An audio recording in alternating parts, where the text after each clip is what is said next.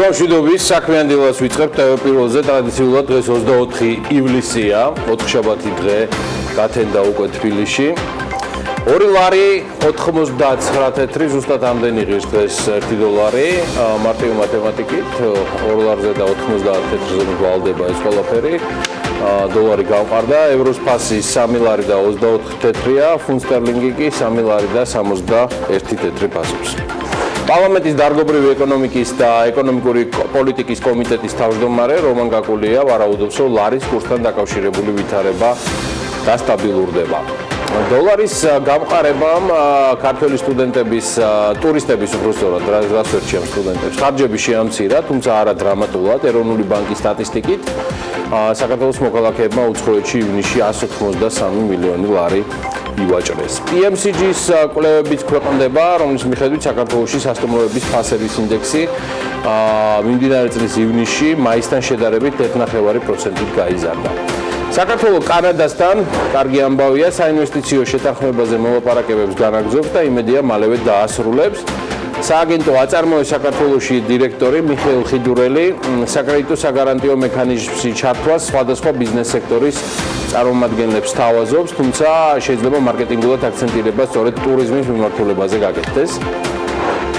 ინოვაციების და ტექნოლოგიების სააგენტოს ხელმძღვანელი ავთანდილ კაცრაძე აცხადებს, რომ IT ექსპორტით საქართველოს წელიწადში $180 მილიონი მოზიდვა შეუძლია. სამხედრო წვრთნების გამო აგვისტოს დასაწყისში თბილისის მიმდებარე ავიაფრენები შეიზღუდება. თურქეთიდან საქართველოში ახალი მატარებლით დღეს პირველი სატვირთო რეისი შესრულდება. 5 ვაგონიანი შემადგენლობა ერზერუმიდან მდებარე ლოგისტიკური ცენტრიდან ბაქო თბილისი ყარსის მაგისტრალით იმოძრავებს, ესეც ცალსახად მაგარი და კარგი ამბავია და 1 აგვისტოდან კი სათაფლია ვიზიტორებს შაბათ-კვირასაც უმასპინძლებს. ადმინისტრაციამ გადაწყვეტილება სათაფლიაზე ვიზიტორების გაზრდილი მოთხოვნის გამო მიიღო. ნამბეოს მონაცემების მიხედვით მსოფლიოში 2019 წლის პირველ ნახევარში საცხოვრებლად ყველაზე ძვირი ქალაქის რეიტინგში თბილისი 352 ადგილზეა. თბილისის ინდექსი 27.9 ქულით განისაზღვრა.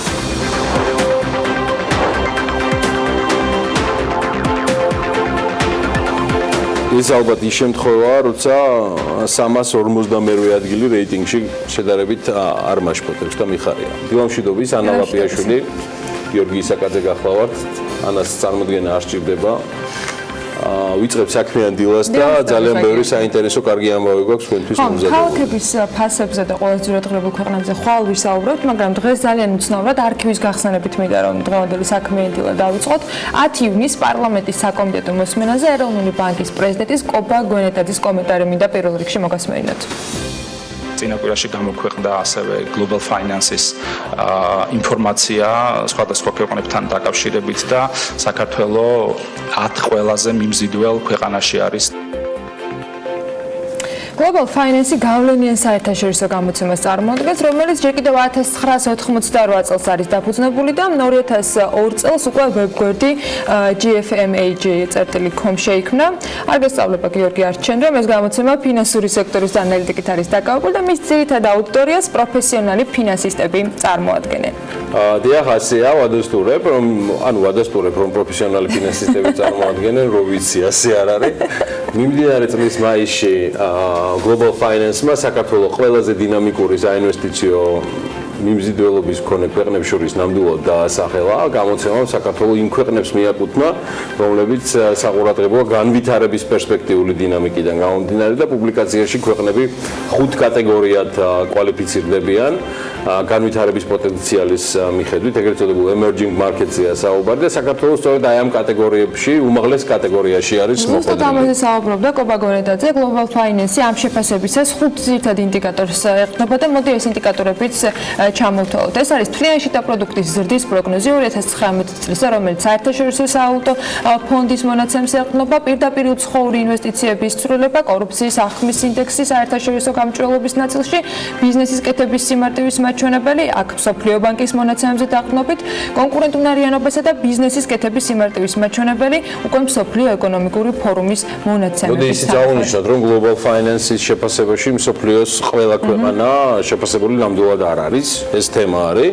და ფათაშორის ამ ნაწილზე ფაქტ-ჩეკის ანალიტიკოსებმაც დასტური გააკეთეს, რომ ეს მონაცემები და ეს შედეგი არის ვალიდური. ისინი ანალიზს უკეთებენ თავად ეროვნული ბანკის პრეზიდენტის შეფასებებს Global Finance-ის შედეგებთან დაკავშირებით და ფიქრობენ, რომ სრული კონტექსტის აღსაქმნელად საჭირო არის, რომ ეს რეიტინგი სტრუქტურულად იყოს განსაზღვრული. არ დგება გაერთიანებული რეიტინგი, არამედ 5 ინდიკატორის მიხედვით ხდება ქვეყნის შედეგების განხილვა ერთობლივად და ქვეყნები ნაწილდება ჯამში 5 კატეგორიაში. პირველ კატეგორიაშია საქართველოს მოხვედრილი, თუმცა ამ კატეგორიაში არის არა 10, არამედ 19 ქვეყანა. ამასთან უშუალოდ ცალკეული კრიტერიუმების თანახმად საქართველოს ხდება ტოპ 10 საუკეთესო შედეგის მქონე ქვეყნებს შორის 5-დან 2 ინდიკატორის შემთხვევაში. ამ ყველაფრის გათვალისწინებით ფაქტ-ჩეკმა კობაგონეტაძის განცხადება მეტწილად სიმართლის მოსაზრებით ფაქტ-ჩეკა და ასეთი ვერდიქტი დადო. დიახ, მეტწილად სიმართლე, ეს არის ვერდიქტი. რაც შეეხება ამასობაში კიდევ ერთ ამბავს, რომელსაც სათანადო ყურადღება ბევრი გასაგები მიზეზების გამო არ მიექცა საქართველოში, მიუნჰაუზენები მომრავლდნენ მათ შორის სატელევიზიო ეთერებშიც, მაგრამ არის კიდევ ერთი თემა. გუშინ დილიდან Twitter-ზე ამერიკის შეერთებული შტატების თავდაცვის მდივნის მოადგილე ალექსანდრ ვერშბოუ საქართველოში შეერთებული შტატების ელჩად დანიშნვის შესახებ ინფორმაციას არ ადასტურებს. გავრცელებულ ინფორმაციას ვერშბოუ, როგორც გითხარით, Twitter-ის საკუთარ ვებზე გამოიხმაურა, ვამაყობ, რომ ვარ საქართველოს მეგობარი და მხარს უჭერ მის მისწრაფებებს ნატოში, მაგრამ მე არ ვარ არჩეული შეერთებული შტატების ელჩად. წერს ვერშბოუ ქართველი ჟურნალისტის კახა მდგებუაძის შეკითხვაზე საპასუხო Twitter-ზე. მე მაინც გონია რომ ერთადერთი დამაიმედებელი ამ ამბავში ის არის, რომ ელჩი როგორც იქნა შერჩეულია ოფიციალურად და იმედია ის ოფიციალურად სულ მალე მიიღებს აგრიმანტს და არ იქნება და იქნება მისაღები, მათ შორის მათთვის, ვინც შესაბამისი აგრიმანი უნდა გასცეს ელჩის ახალ კანდიდატურასთან დაკავშირებით და მე ასევე მგონია, რომ ღირს დაფიქრებათ, რატომ და ვის გამო გაიწელა ასე უსაშველოდ ამერიკის ელჩის დანიშვნის და მანამდე შერჩევის პროცედურა. ამერიკის ელჩზე საქართველოშია საუბარი და აქ ცალსახად შეიძლება დასვენების გაკეთება, რომელიც არ მოითხოვს რაიმე განსაკუთრებულ ანალიზს. პაუზა საკმაოდ გაიწელა და ეს არ ადგება ორი ქვეყნის, საქართველოს და შეერთებული შტატების სტრატეგიულ ურთიერთობებს. აქვე როგორც ამერიკული ბიზნეს გამოცემის მთავარ რედაქტორს საქართველოში მსურს ჩემი მოსაზრება დავაფიქსირო, რომ ცხადია, უდიდესი მნიშვნელობა აქვს ნებისმიერი ქვეყნის ელჩის პროფესიულ, დიპლომატიურ და პირად უნარებს. უმნიშვნელოვანესია, თუმცა მე მაინც გონია, რომ გადამწყვეტი მაინც არის, რადგან ამ ქვეყნის ძირითადი ინსტიტუციები და მისი შეუქცევადი განვითარება მაინც საქართველოს მოქალაქეების და ჩვენი ამბავია, ჩვენი საშრომი და გასაკეთებელია, სადაც ელჩების, საერთაშორისო თანამეგობრობის, საფინანსო ინსტიტუტების ხელშეწყობა არის სრულიად ფასდაუდებელი და უნიკალური, მაგრამ ყველა ამ დახმარებებს აბსოლუტურად ეკარგება ფასი და გაზდის ყავლაც თუ მისმა ბენეფიციარებმა, ანუ საქართველოს და მისმა მოსახლეობამ არ ვივარგეთ. მე მესმის ამ მოსაზრებებს შეიძლება გამოვიჩნდეს მოწინააღმდეგეებიც, მაგრამ ეს არის ჩემი სუბიექტური აზრი. სოფლიოს აუცილებლად დღეს კიდევ გადავხედა, თუმცა არა მხოლოდ საქართველოს კონტექსტში, ძალიან საინტერესო ამბები გველოდება, ძალიან საინტერესო კოლაჟს მოგწოდებს ბუკა პეტრიაშვილი ტრადიციულად და ის 10:09-ისთვის შემოგვერდება BMG სტუდიაში. იმედია მანამდე უკვე გაიცანით ბუკას მორიგ ბლოგსაც Forbes-ზე, ტანკერული ქრონიკები 2019 და დარწმუნებული ვარ, რომ ესეც ისეთივე საინტერესო საკითხავი იყო ჩვენი მკითხველისათვის, როგორც წინა და მომავალი მისი ბლოგები. ახლა დანარჩენი გუშინ სტატისტიკა მაყურებელს ჩვენს გავაცანით და საქმიანი დილის ეთერი დასრულებული არც იყო, რომ მთავრობის მხრიდან ორგანიზებული ერთიანი პრეზენტაცია დაიწყო. პრემიერ-მინისტრს შესავალ სიტყვაში არ დავიწყებია იმის თქმა, რომ 20%-ით არის გაზრდილი ინფრასტრუქტურული ხარჯის ფონზე 6 თვის ათვისებაში საქართველოს რეგიონული განვითარების და ინფრასტრუქტურის სამინისტროს ათვისება 100%-ზე მეტით. საერთაშორისო პარტნიორები ნიშნავს ძლიერ საქართველოს და ინფრასტრუქტურის სამინისტრომ შეძლო და 200 მილიონი ლარით მეტი ინვესტიცია განახორციელა ჩვენს ინფრასტრუქტურაში. ჩვენი პროექტები უფრო და უფრო ამბიციური ხდება და მე მსურს კიდევ ერთხელ ყველა დავარწმუნო, რომ 2022 წლის ჩათვლით, როგორც ჩვენ შევპირდით ჩვენს მოქალაქეებს, საქართველოს ექნება ყველაზე თანამედროვე ინფრასტრუქტურა, რომელიც მოგცემს იმის საშუალებას, რომ კიდევ უფრო მეტად განავითაროთ ეკონომიკა, კიდევ უფრო მეტი მოქალაქე ჩავთოთ ეკონომიკურ განვითარებაში და როგორც შედეგი ერთობლივი ძალებით დავძლიოთ სიღარიბე. გასაკეთებელი უდაოდ ბევრია. 1 ივლისის მდგომარეობით ბიუჯეტის სახსრების საკასო შესრულება დაახლოებით 429 მილიონ 200.000 ლარს შეადგენდა. ეს არის 163 მილიონ 700.000 ლარით მეტი წინა წლის იმავე პერიოდს თუ შევადარებთ. დონორულ დაფინანსებასთან მიმართებაში კი ათვისებულია 254 მილიონ 200.000 ლარი და ეს 2018 წლის ამავე პერიოდის მაჩვენებელს 19 მილიონ 200.000-ით აღემატება. მთლიანობაში ინფრასტრუქტურულ პროექტებს 6 თვის განმავლობაში 673 მილიონი ლარი მოხმარდა. წინა წლის ანალოგიურ პერიოდს თუ დავადარებთ ამ რიცხვებს, სამინისტრომ დაახლოებით 183 მილიონი ლარით მეტი ფინანსური რესურსის ათვისება შეძლო, რაც სამინისტროს არსებობის ისტორიაში ერთ-ერთი ყველაზე მაღალი მაჩვენებელია. ინფრასტრუქტურის სამინისტროს დაქვემდებარებაში არსებულმა ყველაზე მსხვილ ბიუჯეტიანმა საავტომობილო გზების დეპარტამენტმა კი 6 თვის დამტკიცებულ გეგმას 7%-ით, ხოლო გაერთიანებული წყალმომარაგების კომპანიამ ამავე გეგმას 15%-ით გადააჭარბა. ესეთი ამბების შემდეგ 1 ივლისის მდგომარეობით რეგიონებში განხორციელებული პროექტების ფონდიდან რაც ჩვენ ინფორმაცია მივიღეთ, არის ჯამში გამოყოფილი 270 მილიონი ლარი, ტენდერი უკვე გამოცხადებულია 651 პროექტზე, აქედან კი ხელშეკრულება გაფორმებულია 236 მილიონი ლარის ღირებულების 563 პროექტზე, ხოლო საკასო შესრულება დაახლოებით 61 მილიონი ლარი გახლავთ. BMG-ის სეზონის სატელევიზიო დასრულებამდე, რომელსაც კიდევ ერთხელ განმარტავ, TV1-ზე 16 აგვისტოს დასრულდება და განახლდება 19 სექტემბერს, ხოლო რუსთავი 2-ის Forbes-ის კვირა დასრულდება 4 აგვისტოს.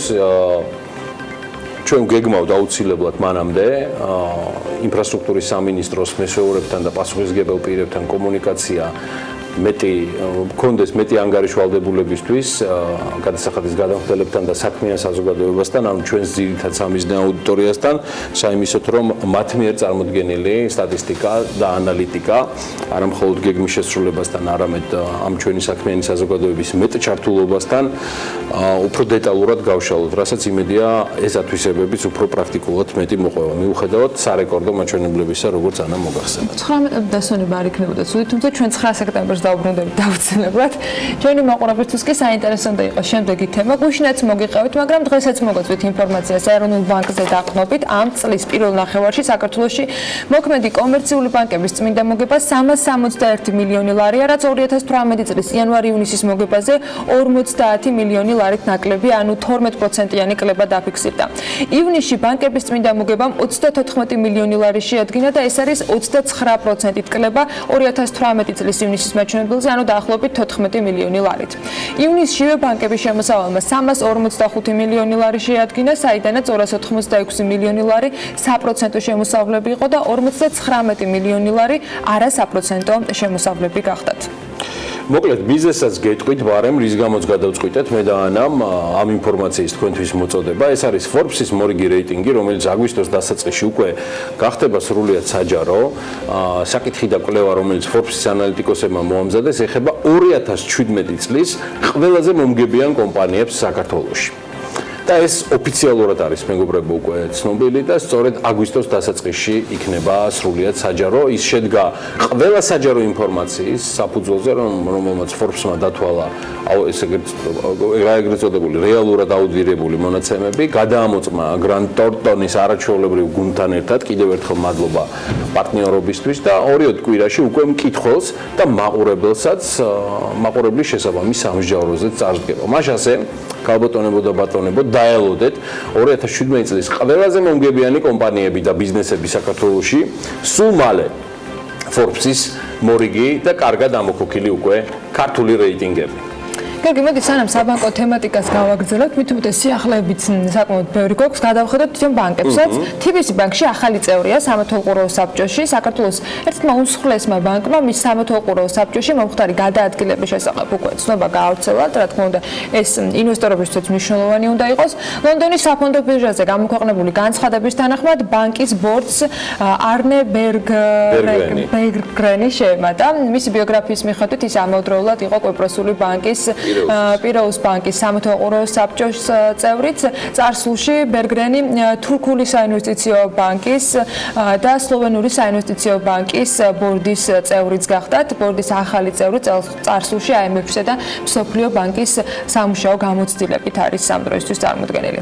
კი ბატონო, ამ დროისთვის TBC სამეთვალყურეო საბჭო ასე გამოიყურება. თავმჯდომარე იურკი კოსკელო, წევრები არიან არაჩვეულებრივი ცირაკემულარია, მას მოკითხვა ჩვენგან, მარია ლუიზა ჩიკონიანი, ნიკოლას დომინიკ ხააგი და ნიკოლა ზენუქიძე. ცხადია ბანკის გავრცელებული ინფორმაციით ამ გუნდს, როგორც ანამ უკვე წარგიდგინათ, არნე ბერგლენიც უერთდება. ამასობაში სიახლეები არის საფონდო ბირჟაზე. საქართველოს საფონდო ბირჟაზე რამდენიმე გარიგება დაიდო. არასაბირჟო გარიგებების დროს ლარში სარაჯიშვილის 1520 აქცია გასხვეს და თითოეული მათგანის საშუალო შეწონილი ფასი კი 10.5 ლარი იყო. შესაბამისად გარიგების ჯამურმაღირებულება მარტივი მათემატიკით 1630 ლარი შეადგინა. დოლარში TBC ბანკის 1000 ობლიგაცია გასხვისებული და აქედან გამომდინარე, რომ თითო ფასიანი ქაღალდის ფასი იყო 1003 დოლარი, გარიგების ჯამურმაღირებულება $1,313 დოლარი შეადგინა.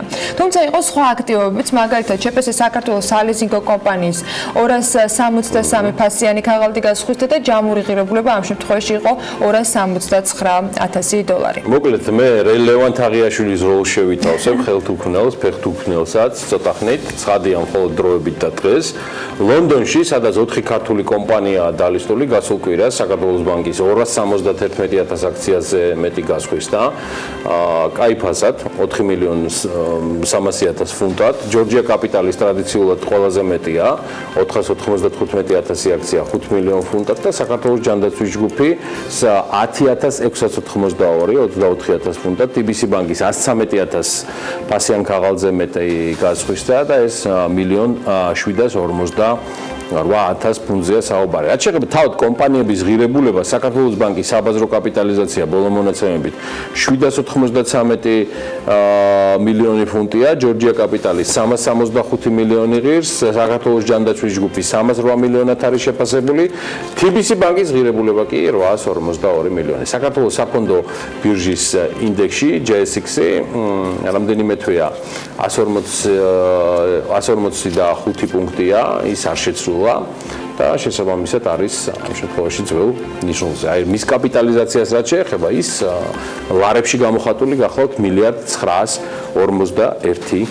მილიონი ლარი. კი, მოდი ახლა მსოფლიო ბაზარსაც გადავხედოთ, უფრო მასშტაბურად მოთამაშე კომპანიებსაც, მithumetes Fortune Global 500-ის მონაცემებით განახლებული ამბები გვაქვს, Walmart-ის შემოსავლებით ლიდერი კომპანია მთელ მსოფლიოში, ამერიკული კომპანიის შემოსავალი, უმსხვილესი ამერიკული ქსელური მარკეტის Walmart-ის მოგებამ შეადგინა $6,660,000 და ქსელურმა მარკეტმა ჯამში მოგება ნახა $510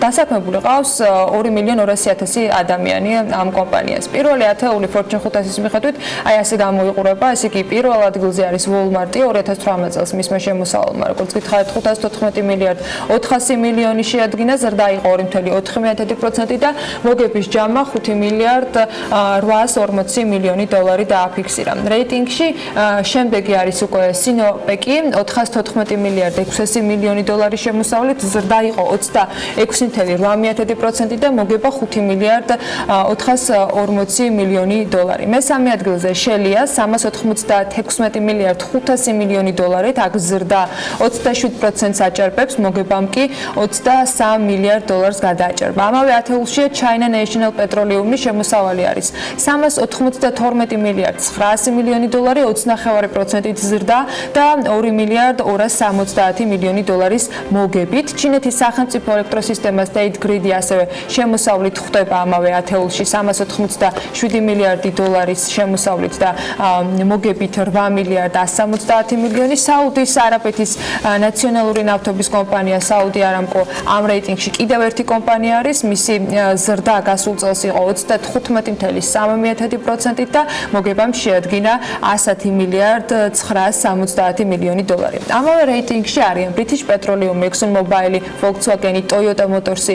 მსოფლიოს მასშტაბით 500 უმსხვილესი კომპანიის შემოსავალმა ჯამურად 2018 წელს 32 ტრილიონ 700 მილიარდი დოლარი შეადგინა და მოგება იყო 2 ტრილიონ 150 მილიარდი დოლარი. საერთოდ ჯამში ამ 500 კომპანიაში მსოფლიოს მასშტაბით 69 მილიონ 300,000 ადამიანია დასაქმებული. აი, აქ ნამდვილად მუშაობენ და შემოსავლების ეთყობა, თუმცა გუშინ დილიდან მოყოლებული ამ მასშტაბებს თუ გავშლით, არც იმ კომპანიას უნდა უჭირდეს აი ამ მასშტაბებზე გასვლას, რომელსაც ახლა მოგიყვებით. თქვათ კომპანიებზე არ არის საუბარი, მაგრამ რეალურად სახელმწიფო თანხების ასე ვთქვათ დალექვამ, ალბათ საბოლოო ჯამში კონკრეტულ კომპანიებშიც განიცადა და ეს უკვე ცხადად ჩანს, მათ შორის IDF-ის კვლევიდან გამომდინარე.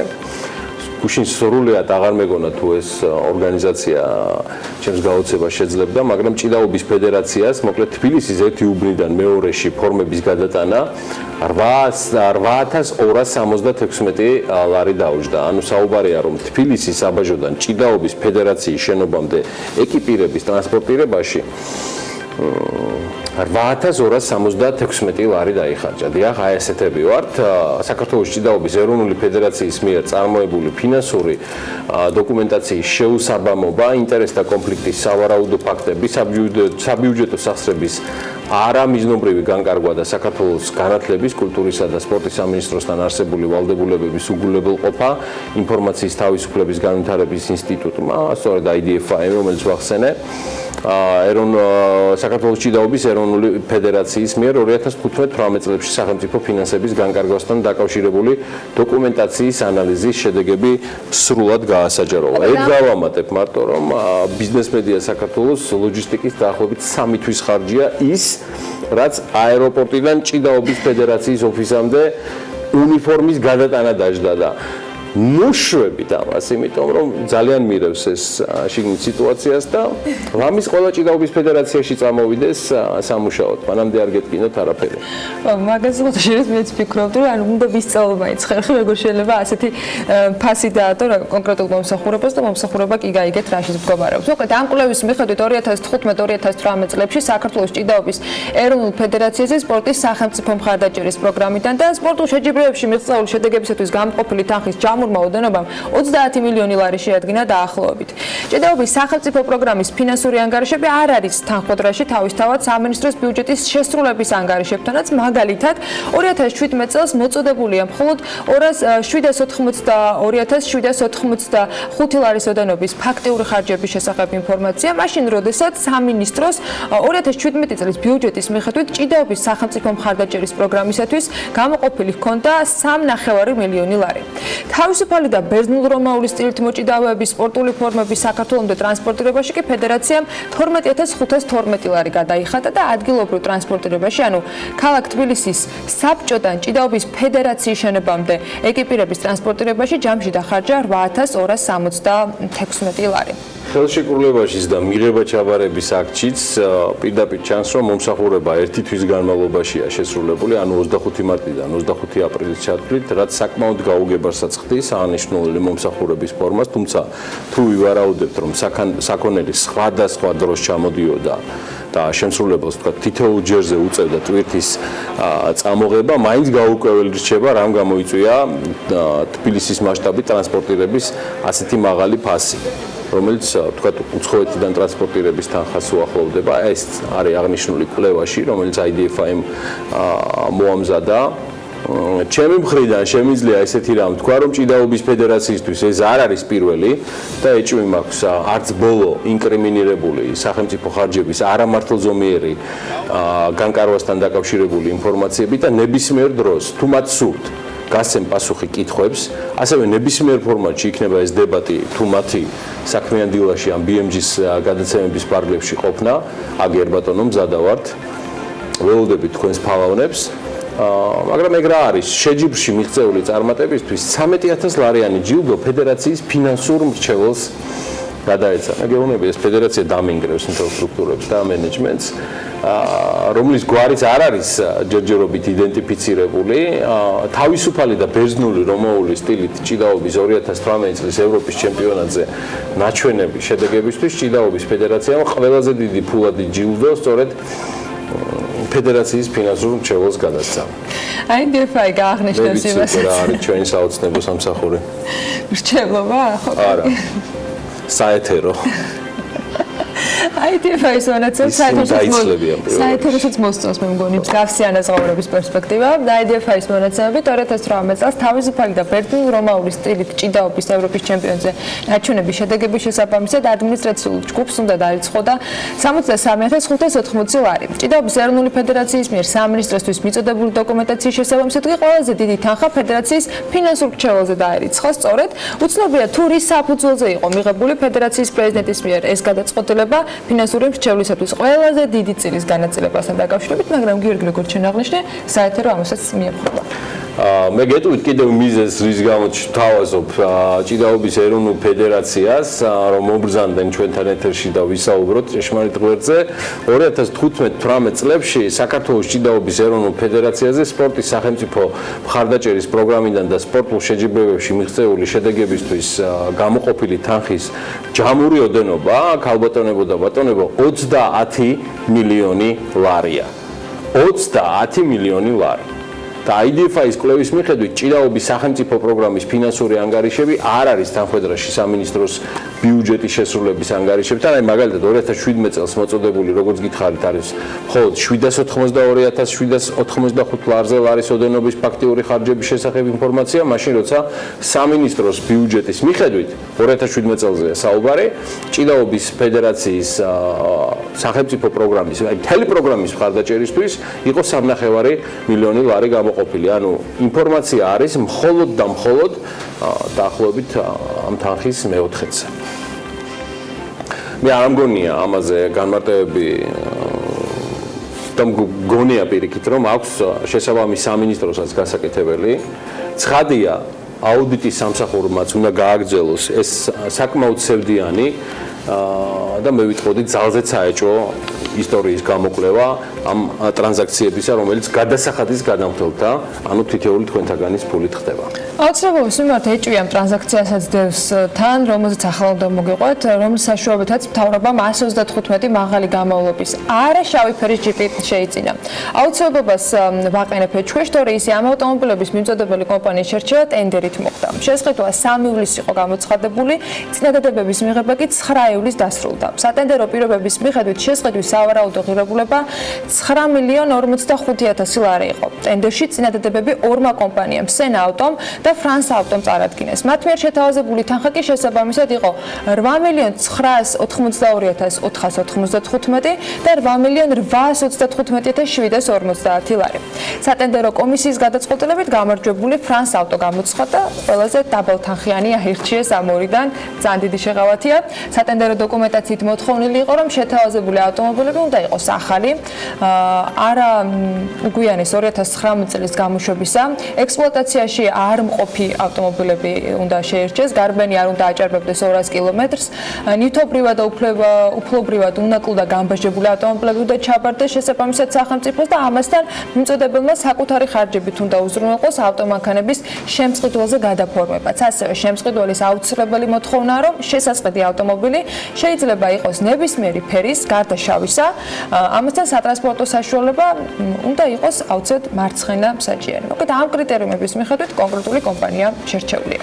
ხო, ეს არანაირად არ გააბათილებს ამ თემის მიმართ ჩვენს მიმართებას და დამოკიდებულებას თან გამომდინარე იქიდან რომ ნახეთ შესაძლებლობის სააგენტოს განცხადებით აღნიშნული სატრანსპორტო საშუალებები არ არის გაკუთვნილი მაღალი თანამდებობის პირთათვის ამ ინფორმაციას BPN-ი ავრცელებს და მათი შესყიდვა აუცილებელია ისეთი უწყებების შეუფერხებელი ფუნქციონირებისათვის რომელთა საქმიანობის სფერო უშუალოდ დაკავშირებულია საზოგადოებრივი ჯანდაცვისა და დაავადებათა კონტროლის სატყეო მეურნეობების მართვასთან, მთის კურორტების განვითარებასთან, კულტურული მემკვიდრეობის დაცვასთან, ბუნებრივი რესურსების დაცვა და სხვა მნიშვნელოვანი მიმართულებებიო და რაც თავარია მაღალი თანამდებობის პირები არ იქნებიან და თანხა საკმაოდ დიდია. ხო, კერძოდ მესამე კლასის მსუბუქი მაღალი გამავლობის ეს მანქანები სხვა სპეციფიური საქმიანობის განსახორციელებლად თანამშრომელთა ტრანსპორტირებისთვისაც უნდა იყოს განკუთვნილი და სატრანსპორტო საშუალებების შესყიდვა 44 სხვადასხვა უწყებისათვის ხდება და სწორედ მათზე გადანაწილდება ამ თითქმის 9 მილიონად შესყიდული ავტომობილების საერთო პარკი.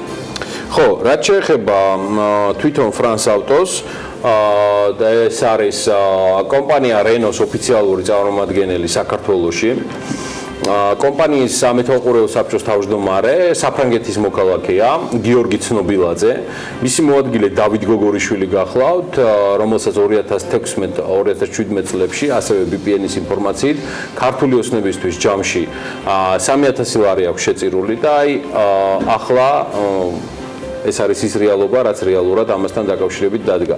ამ სიტუაციაში სხვათა შორის ჩვენ კიდევ ერთი ფრანგული ბრენდის Citroën-ის ამბების გვაქვს მოსაკითხი, რომელშიც ბიზნესმენი გიორგი შარაშიძე იყო თავის დროზე ჩართული.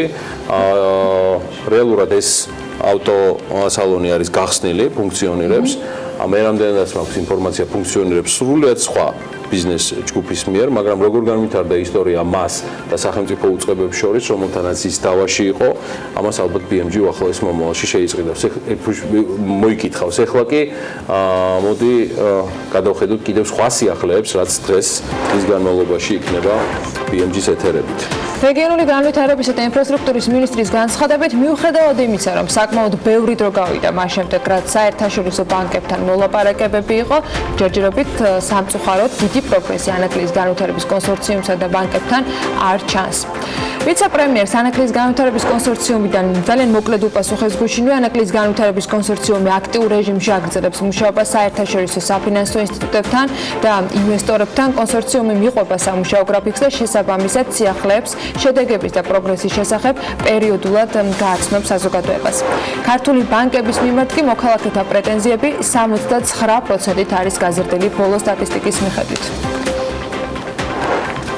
პარლამენტის დარგობრივი ეკონომიკისა და ეკონომიკური პოლიტიკის კომიტეტის თავმჯდომარე რომან კაკული არ გამორიცხავს, რომ ლარის გაუფასურების გავლენით გრძელვადიან პერსპექტივაში ელექტროენერგიის ტარიფი გაიზარდოს, რამდენადაც ქვეყანაში მოხმარება იზრდება, გენერაციის ობიექტები კი საკმარისი არ არის. რაც შეეხება ლარის გაცვლით კურსს, ის მიიჩნევს, რომ წესით კურსი უნდა დასტაბილურდეს, რადგანაც ფუნდამენტური ფაქტორები დაზიანებული არ არის. ზრდის პერსპექტივა იქნება მასა აქ ისეთი პერსპექტივა დროთა განმავლობაში.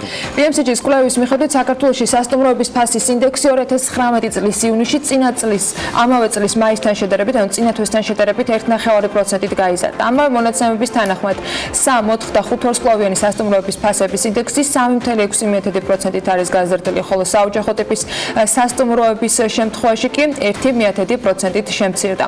2019 წლის ივნისში წინა წლის ივნისთან შედარებით სასტუმროების ფასების ინდექსი 2.9%-ით შემცირდა, მათ შორის 3, 4 და 5 ვარსკვლავიანი სასტუმროების ფასების ინდექსი 7.3%-ით კლებას აჩვენებს, ხოლო საოჯახო ტიპის სასტუმროების შემთხვევაში ზრდა 9.9%-ით არის დაფიქსირებული. საკრედიტო საგარანტიო მექანიზმში ჩართვას ბიზნეს სექტორის წარმომადგენლები შეძლებენ, თუმცა აქცენტირება შესაძლოა ტურიზმზე გაკეთეს, ეს თქვა აწარმოეს საქართველოში ხელმძღვანელმა მიხეილ ხიდურელმა. კითხვაზე რას გულისხმობს საკრედიტო საგარანტიო მექანიზმის ტურიზმის სექტორზე გადაწყობა, ხიდურელი ამბობს, რომ ტურიზმის სექტორი ისედაც მოიაზრებოდა საკრედიტო საგარანტიო მექანიზმში, ახლა კი შესაძლოა მარკეტინგულად უფრო მეტი აქცენტირება გაკეთდეს.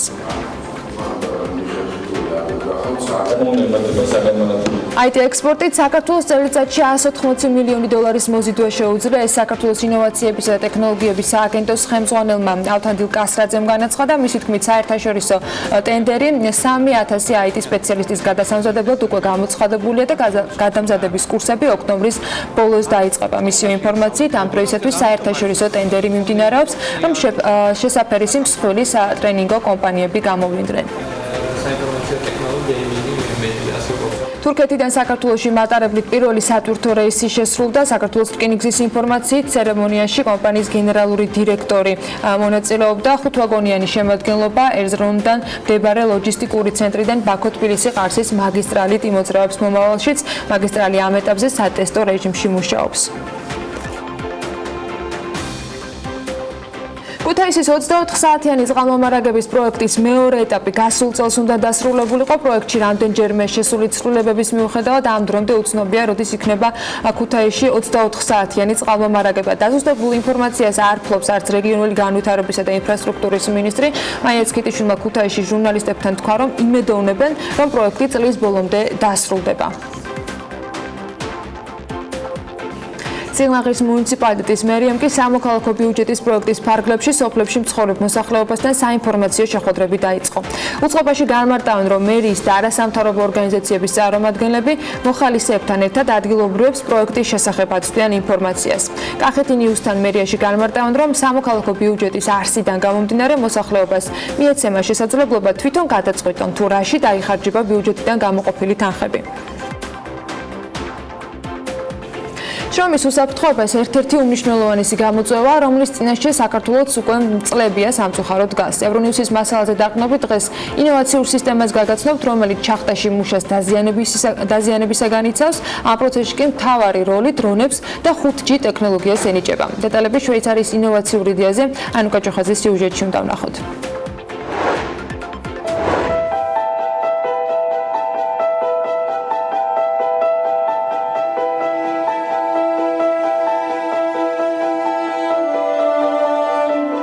უსაფრთხო როგორც ადამიანისთვის, ისე გარემოსთვის.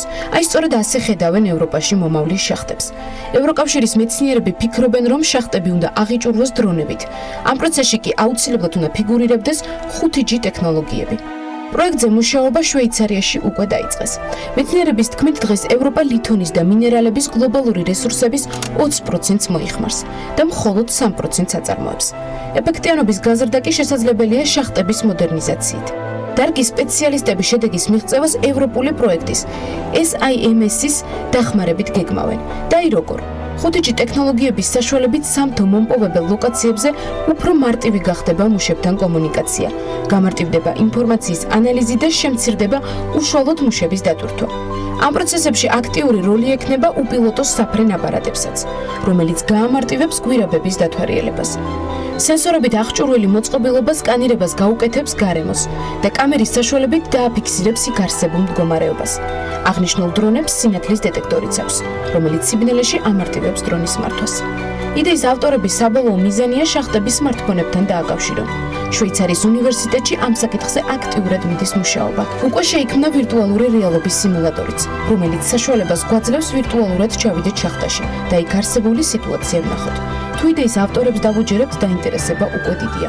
პროექტის განხორციელების შემთხვევაში კი ისინი გვპირდებიან, რომ მომავლის შახტები საშუალებას მოგცემს ეფექტურად მოვიპოვოთ ბუნებრივი რესურსები და რაც მთავარია, ამ პროცესებში მეშახტეების სიცოცხლე მაქსიმალურად იყოს დაცული. ახალ დრო არის, რომ ამიდის პროგნოზს გადავხედოთ. გარემოს ეროვნული სააგენტო კი გვატყობინებს, რომ ამიდი განპირობებული იქნება ამიერკავკასიის ჩრდილოეთიდან მოქმედი შედარებით ცივი და ნოტიო ჰაერის მასების და სამხრეთიდან გავრცელებული შესაბამისად ცხელი ჰაერის მასების ურთიერთქმედებით, რო გამოშვებით ღრუბლიანობის მომატებაა საქართველოში მოსალოდნელი. სოხუმში 26 გრადუსი იქნება ხანმოკლე წვიმის და ელჭექის ფონზე, ბათუმსა და ქობულეთში 27 გრადუსი მიაღწევს ტემპერატურა და აქაც ხანმოკლე წვიმა და ელჭექია ნავარაუდები, 27 გრადუსი იქნება ზუგდიდსა და ანაკლიაში, ქუთაისში 28 გრადუსი დაფიქსირდება, ისევ როგორც ოზურგეთში, ონში 26 გრადუსი იქნება მაქსიმალური ტემპერატურა, გორსა და ცხინვალში 29 გრადუსი მიაღწევს ჰაერის ტემპერატურა, მარნეულსა და რუსთავში 33 გრადუსი არის ნავარაუდები და უმეტესად უნალექოდ ჩაევლის დღე, ახალციხესა და ბორჯომში 29 გრადუსი იქნება, ბაკურიანში 24 გრადუსი დაფიქსირდება, ახალქალაქში 23 გრადუსამდე გათბება ჰაერი, სტეფანწმინდაში 19 გრადუსია ნავარაუდები და თელავში 32 გრადუსი გველოდება. თბილისს რაც შეეხება დრო გამოშვებით ღრუბლიანობა მოიმატებს დედაქალაქში, უმეტესად უნალექოდ ჩაევლის დღე, იქროლებს ჩრდილო-დასავლეთის მიმართულების ქარი და მაქსიმალური ტემპერატურა 32 გრადუსია ნავარაუდები. ასეთი ამინდი გველოდება წინ და რა თქმა უნდა ამ ამინდის წინ ყველა დილა იქნება საქმიანი და ჩვენ ვიწყებთ საქმიანს ნომრებთან ერთად სულ რამდენიმე წუთში საუბარს რეკლამის შემდეგ დაგველოდეთ.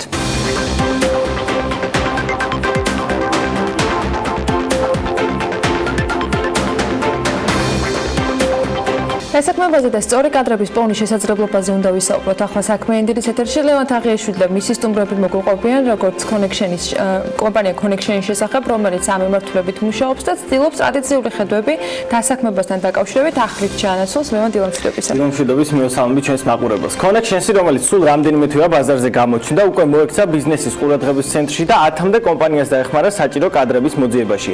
რა კლიშეები, არასწორი ხედვები თუ გამოცდილებები არსებობს დღეს დასაქმების ბაზარზე და როგორ მომავალს უნდა ველოდეთ ამ კუთხით. თემაზე სასაუბროთ საქმიანი დილის ეთერში კონექშენსის დამფუძნებლები თამარ კიკვაძე და ნინო ხაჭაპურიძე შემოგვერთებიან. დილა მშვიდობის, მადლობა რომ ხართ ჩვენთან ერთად.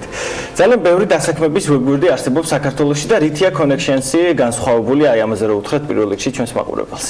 კი ბატონო, დილა მშვიდობის პირველ რიგში გეთანხმებით რომ ძალიან ბევრი დასაქმების ვებგვერდი და სააგენტო არსებობს საქართველოში, თუმცა ასევე ვიცით ყველამ რომ ერთ-ერთი ყველაზე აქტუალური პრობლემაა უმუშევრობა.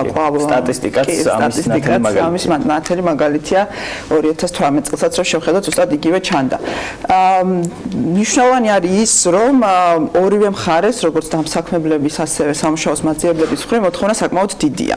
მიუხედავად ამ დასაქმების მაღალი უმუშევრობის მაღალი რეიტინგისა, ბევრი დამსაქმებელი ძალიან რთულ მდგომარეობაშია, უჭირთ განსაკუთრებით კვალიფიციური კადრების მოთხოვნა მიწოდების. აცდენა გვაქვს. ანუ ერთის მხრივ არის მოთხოვნა დიდი დამსაქმებლებისგან განსაკუთრებით კვალიფიციურ კადრებზე, მეორეს მხრივ კანდიდატებს ძალიან უჭირთ, ძალიან დიდი უნდობლობაა სხვათა შორის ესეც ვიცით, იმიტომ რომ წლების განმავლობაში თვითონ დამსაქმებელმაც გააფუჭეს ასე ვთქვათ რიგმა მოლოდინები და წარმოდგენებით ადამიანებისა თუ რას უნდა ელოდნენ, ოდესაც თქვენ რასაკეთებთ აი ამ პრობლემის ჩვენ ვცდილობთ რომ აი ეს რაღაცა ხიდჩატეხილობა ასე ვთქვათ, ცოტა ისე დრამატულად რომ ვთქვათ, რაღაცნაირად შუამავალი ვიყოთ ამ პროცესში და დავეხმაროთ ორივე მხარეს, რომ ერთმანეთი იპოვონ. არა მარტო კვალიფიკაციაზე და შესაბამის უნარებზე ვსაუბრობთ ჩვენ და მარტო ამაზე არ ვამახვილებთ ყურადღებას, არამედ ვცდილობთ რომ ღირებულებებით, ხედვებით მსგავსი ორი ობიექტი ასე ვთქვათ ერთმანეთს დავაკავშიროთ. არა მარტო იმ ნახოს რომ ვთქვათ შესაბამისი გამოცდილება კაც, არამედ ნახოს ისეთი ადამიანი, რომელიც ყველაზე კარგად ჩაჯდება ამ გუნდში და ეს ადამიანიც ისეთ ადგილს იპოვის, სადაც შეძლებს სრულად მოახდინოს თავისი შესაძლებლობების რეალიზაცია. როგორ ხდება ამ ყველაფრის განხორციელება? უშუალო პროცესი რომ მოუყვეთ, როგორც ფიზიკური პირებისთვის, ასევე დამსაქმებლებისთვის, როგორი არის ეს პროცესი? მადლობა ლევან. კი ბატონო, კომპანიები გვიკავშირდებიან, როდესაც აქვს საჭიროება ახალი გუნდის წევრების. როგორც ნინომ აღნიშნა, ჩვენ დროის ძალიან დიდ ნაწილს უთმობთ თვითონ კომპანიის გაცნობას, იმიტომ რომ კომპანია არ არსებობს ესეთი ცალკე მდგომი, ის არის სოციალური ორგანიზმი, მას აქვს თავისი ხასიათი, თავისი ღირებულებები, თავისი სურვილები, ამიტომ დროის ძალიან დიდი ნაწილი ეთმობა უშუალოდ გაცნობას ადამიანებისა, სადაც ჩვენ უნდა გავაგზავნოთ ისე თუ ის ადამიანი, რომელიც დაინტერესებულია სამსახურის მოძებნით. მეორეს მხრივ, ჩვენ გვაქვს ჩვენი ვებგვერდი, ჩვენი სოცგვერდები, რისი მეშვეობითაც თვითონ ის ადამიანები, რომლებიც დაინტერესებულები არიან ახალი სამსახურებით, ახალი გამოწვევებით, სიახლეებით, გვიგზავნიან თავის რეზიუმეებს, გვიკავშირდებიან.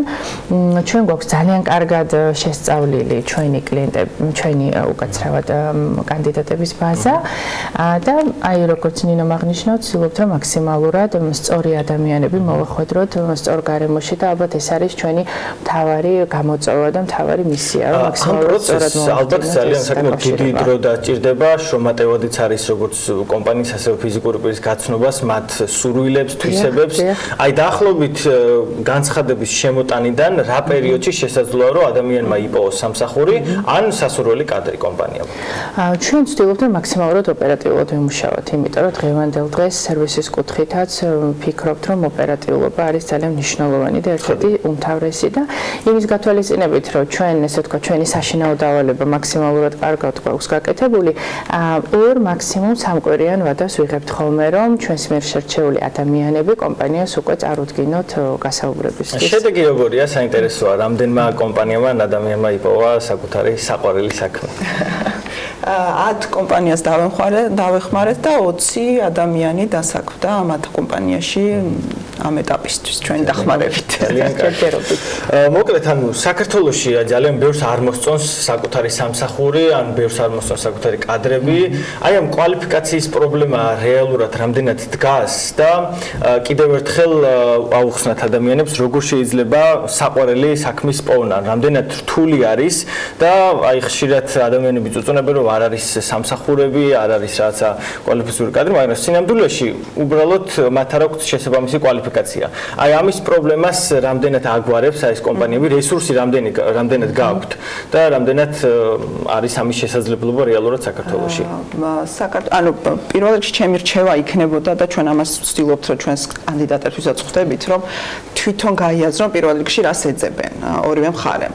ეს არის ხოლმე ძალიან ხშირი რომ აი გასაუბრებაზე ისე მიდიან დამსაქმებლებთან რომ არც ახსოვთ საერთოდ რაზე არიან დაბარებულები და კომპანიაზეც არაფერი იციან და მით უმეტეს საქმეზეც. ეს იმის ბალის ხო არ არის თან რომ გვიან ადრე გაგზავნილი CV არის ხოლმე კი ეგენი რომ სტანდარტული შეცდომა არის მაგრამ რეალურად იმისთვის რომ წარმატებული იყო და არა უბრალოდ საწყის ეტაპზე უნდა მოემზადო არა მარტო გასაუბრებისთვის უბრალოდ შენ თვითონ უნდა კონდეს დასახული მიზანი საით მიდიხარ ისი მიღწევა გინდა და ამ შემთხვევაში ბევრად გაადვილდება ის პროცესი რომ იპოვო შესაბამისი სამსახური. რამდენად იციან ეს ადამიანები არის ხო ალბათ ამის პრობლემაც რომ თავად არ აქვთ გააზრებული რეალურად კი ძალიან დიდი პრობლემაა იმიტომ რომ ეს იწყება სკოლებიდან ჩვენთან უნივერსიტეტებიდან სადაც ეს სამუშაო ორიენტაციის მიმართულება ძალიან სუსტად არის წარმოდგენილი და ჩვენ გეგმავთ რომ მომავალი ჩვენი ასე ვთქვათ პროექტები იყოს ზუსტად ამაზე დაფუძნებული რომ ადამიანებს რაღაცა ტრენინგები შევთავაზოთ რომ როგორ მოახდინონ თუ იცი რა გინდა მაშინ იცი რაც უნდა ისწავლონ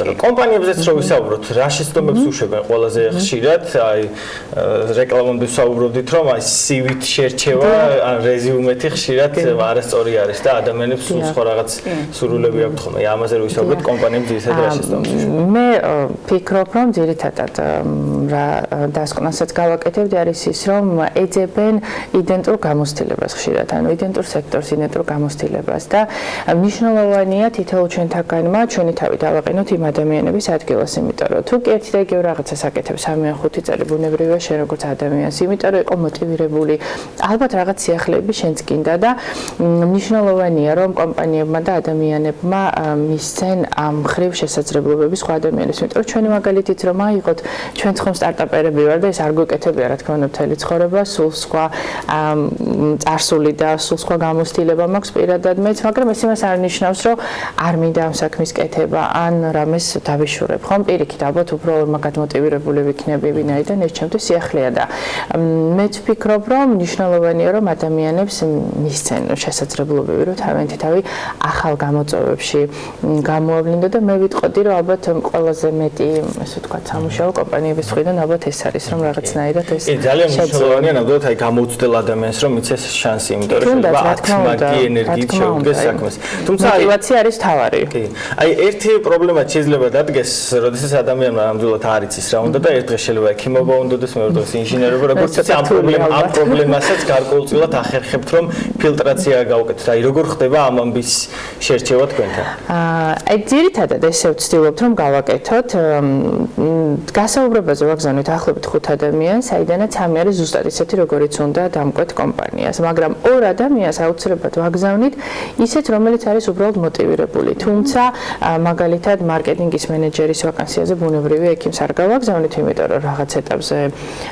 რელევანტური გამოცდილება მაინც უნდა გქონდეს ადამიანს მაგრამ აი მაგათაც საცალოს დირექტორი ეხლა ხანს მუშაობდით ამაზე აიყვანეს სამსახურში ადამიანი რომელსაც ჰქონდა მარკეტინგის გამოცდილებაც გაყიდვების გამოცდილებას პროდუქტების განვითარების გამოცდილებას და ვფიქრობთ რომ ალბათ იდეალური კანდიდატიც მიიღეს რომელიც ძალიან მოტივირებული იყო რომ თავისთავი ახლებურად და სხვანაირად წარმოეჩინა ძირითადად რა პროფესიები არის მოთხოვნადი როგორც კომპანიების მხრიდან და რას ეძებენ ასე ვთქვათ თქვენი მოხარებლები ასე დავარ საქართველოში კერძო სექტორში ყველაზე მოთხოვნადი გაყიდვების მიმართულებაა თუმცა ჩვენ უფრო ორიენტირებული ვართ ასე ვთქვათ უფრო ვიწრო სეგმენტზე და მენეჯერულ და ექსპერტულ პოზიციებზე ვცდილობთ რომ ვიმუშაოთ რა დონის ალბათ საშუალო და ტოპი და ხო და ექსპერტული პოზიციებიც ასე ვთქვათ შეიძლება არ იყოს მენეჯერული მაგრამ მნიშვნელოვანი რაღაცა კვალიფიკაციის და მოთხოვნებს საკმაყოფილებდეს ამ მიმართულებით ანუ თუ ადამიანს აქვს გარკვეული კვალიფიკაცია გამოცდილებაც უნდა რაღაც ახალი გამოცადო საკუთარ ცხოვრებაში უნდა დაუკავშირდეს connections. აი, უშუალო პროცესი რო აღწეროთ, როგორია თქვენთანაც დაუშვათ CV-ს აგზავნიან, უბრალოდ განაცხადს ავსებენ და შემდეგ გასაუბრება არ თუ აი საფეხურებად რო დავყოთ და ესე რომ მოგვიყეთ, როგორ ხდება ეს ამბავი? კი ბატონო. პირველ რიგში ჩვენ ვართ ძალიან უშუალო და მეგობრული კომპანია, ესეთები როგორიც ვართ. არ გვაქვს შეზღუდვები, ადამიანს შეუძლია დაუკავშირდეს ნებისმიერი ფორმით, თუნდაც პირად LinkedIn-ზე, თუნდაც კომპანიის ვებ გვერდზე, ან აპლიკაციაში ავსოს ან რეზიუმე გამოაგზავნოს, ზოგი მესენჯერში გწერს, ანუ ნებისმიერი ფორმატით ვართ ესე ვთქვათ, ხელმისაწვდომები არ გვაქვს რაღაც რთული აპლიკაციო ფორმები ან რაღაც ბარიერები.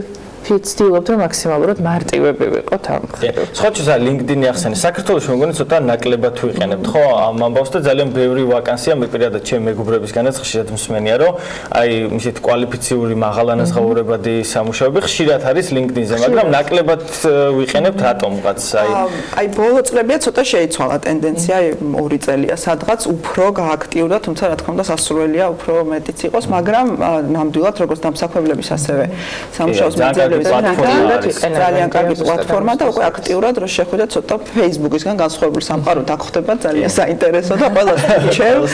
კი, განსაკუთრებით თუ არ მართლა ესეც მაღალი დონის იმას. ყოველთვის სიახლეები არ მოაკლოს LinkedIn-ზეც თავის მაყურებელსა თუ მკითხველს.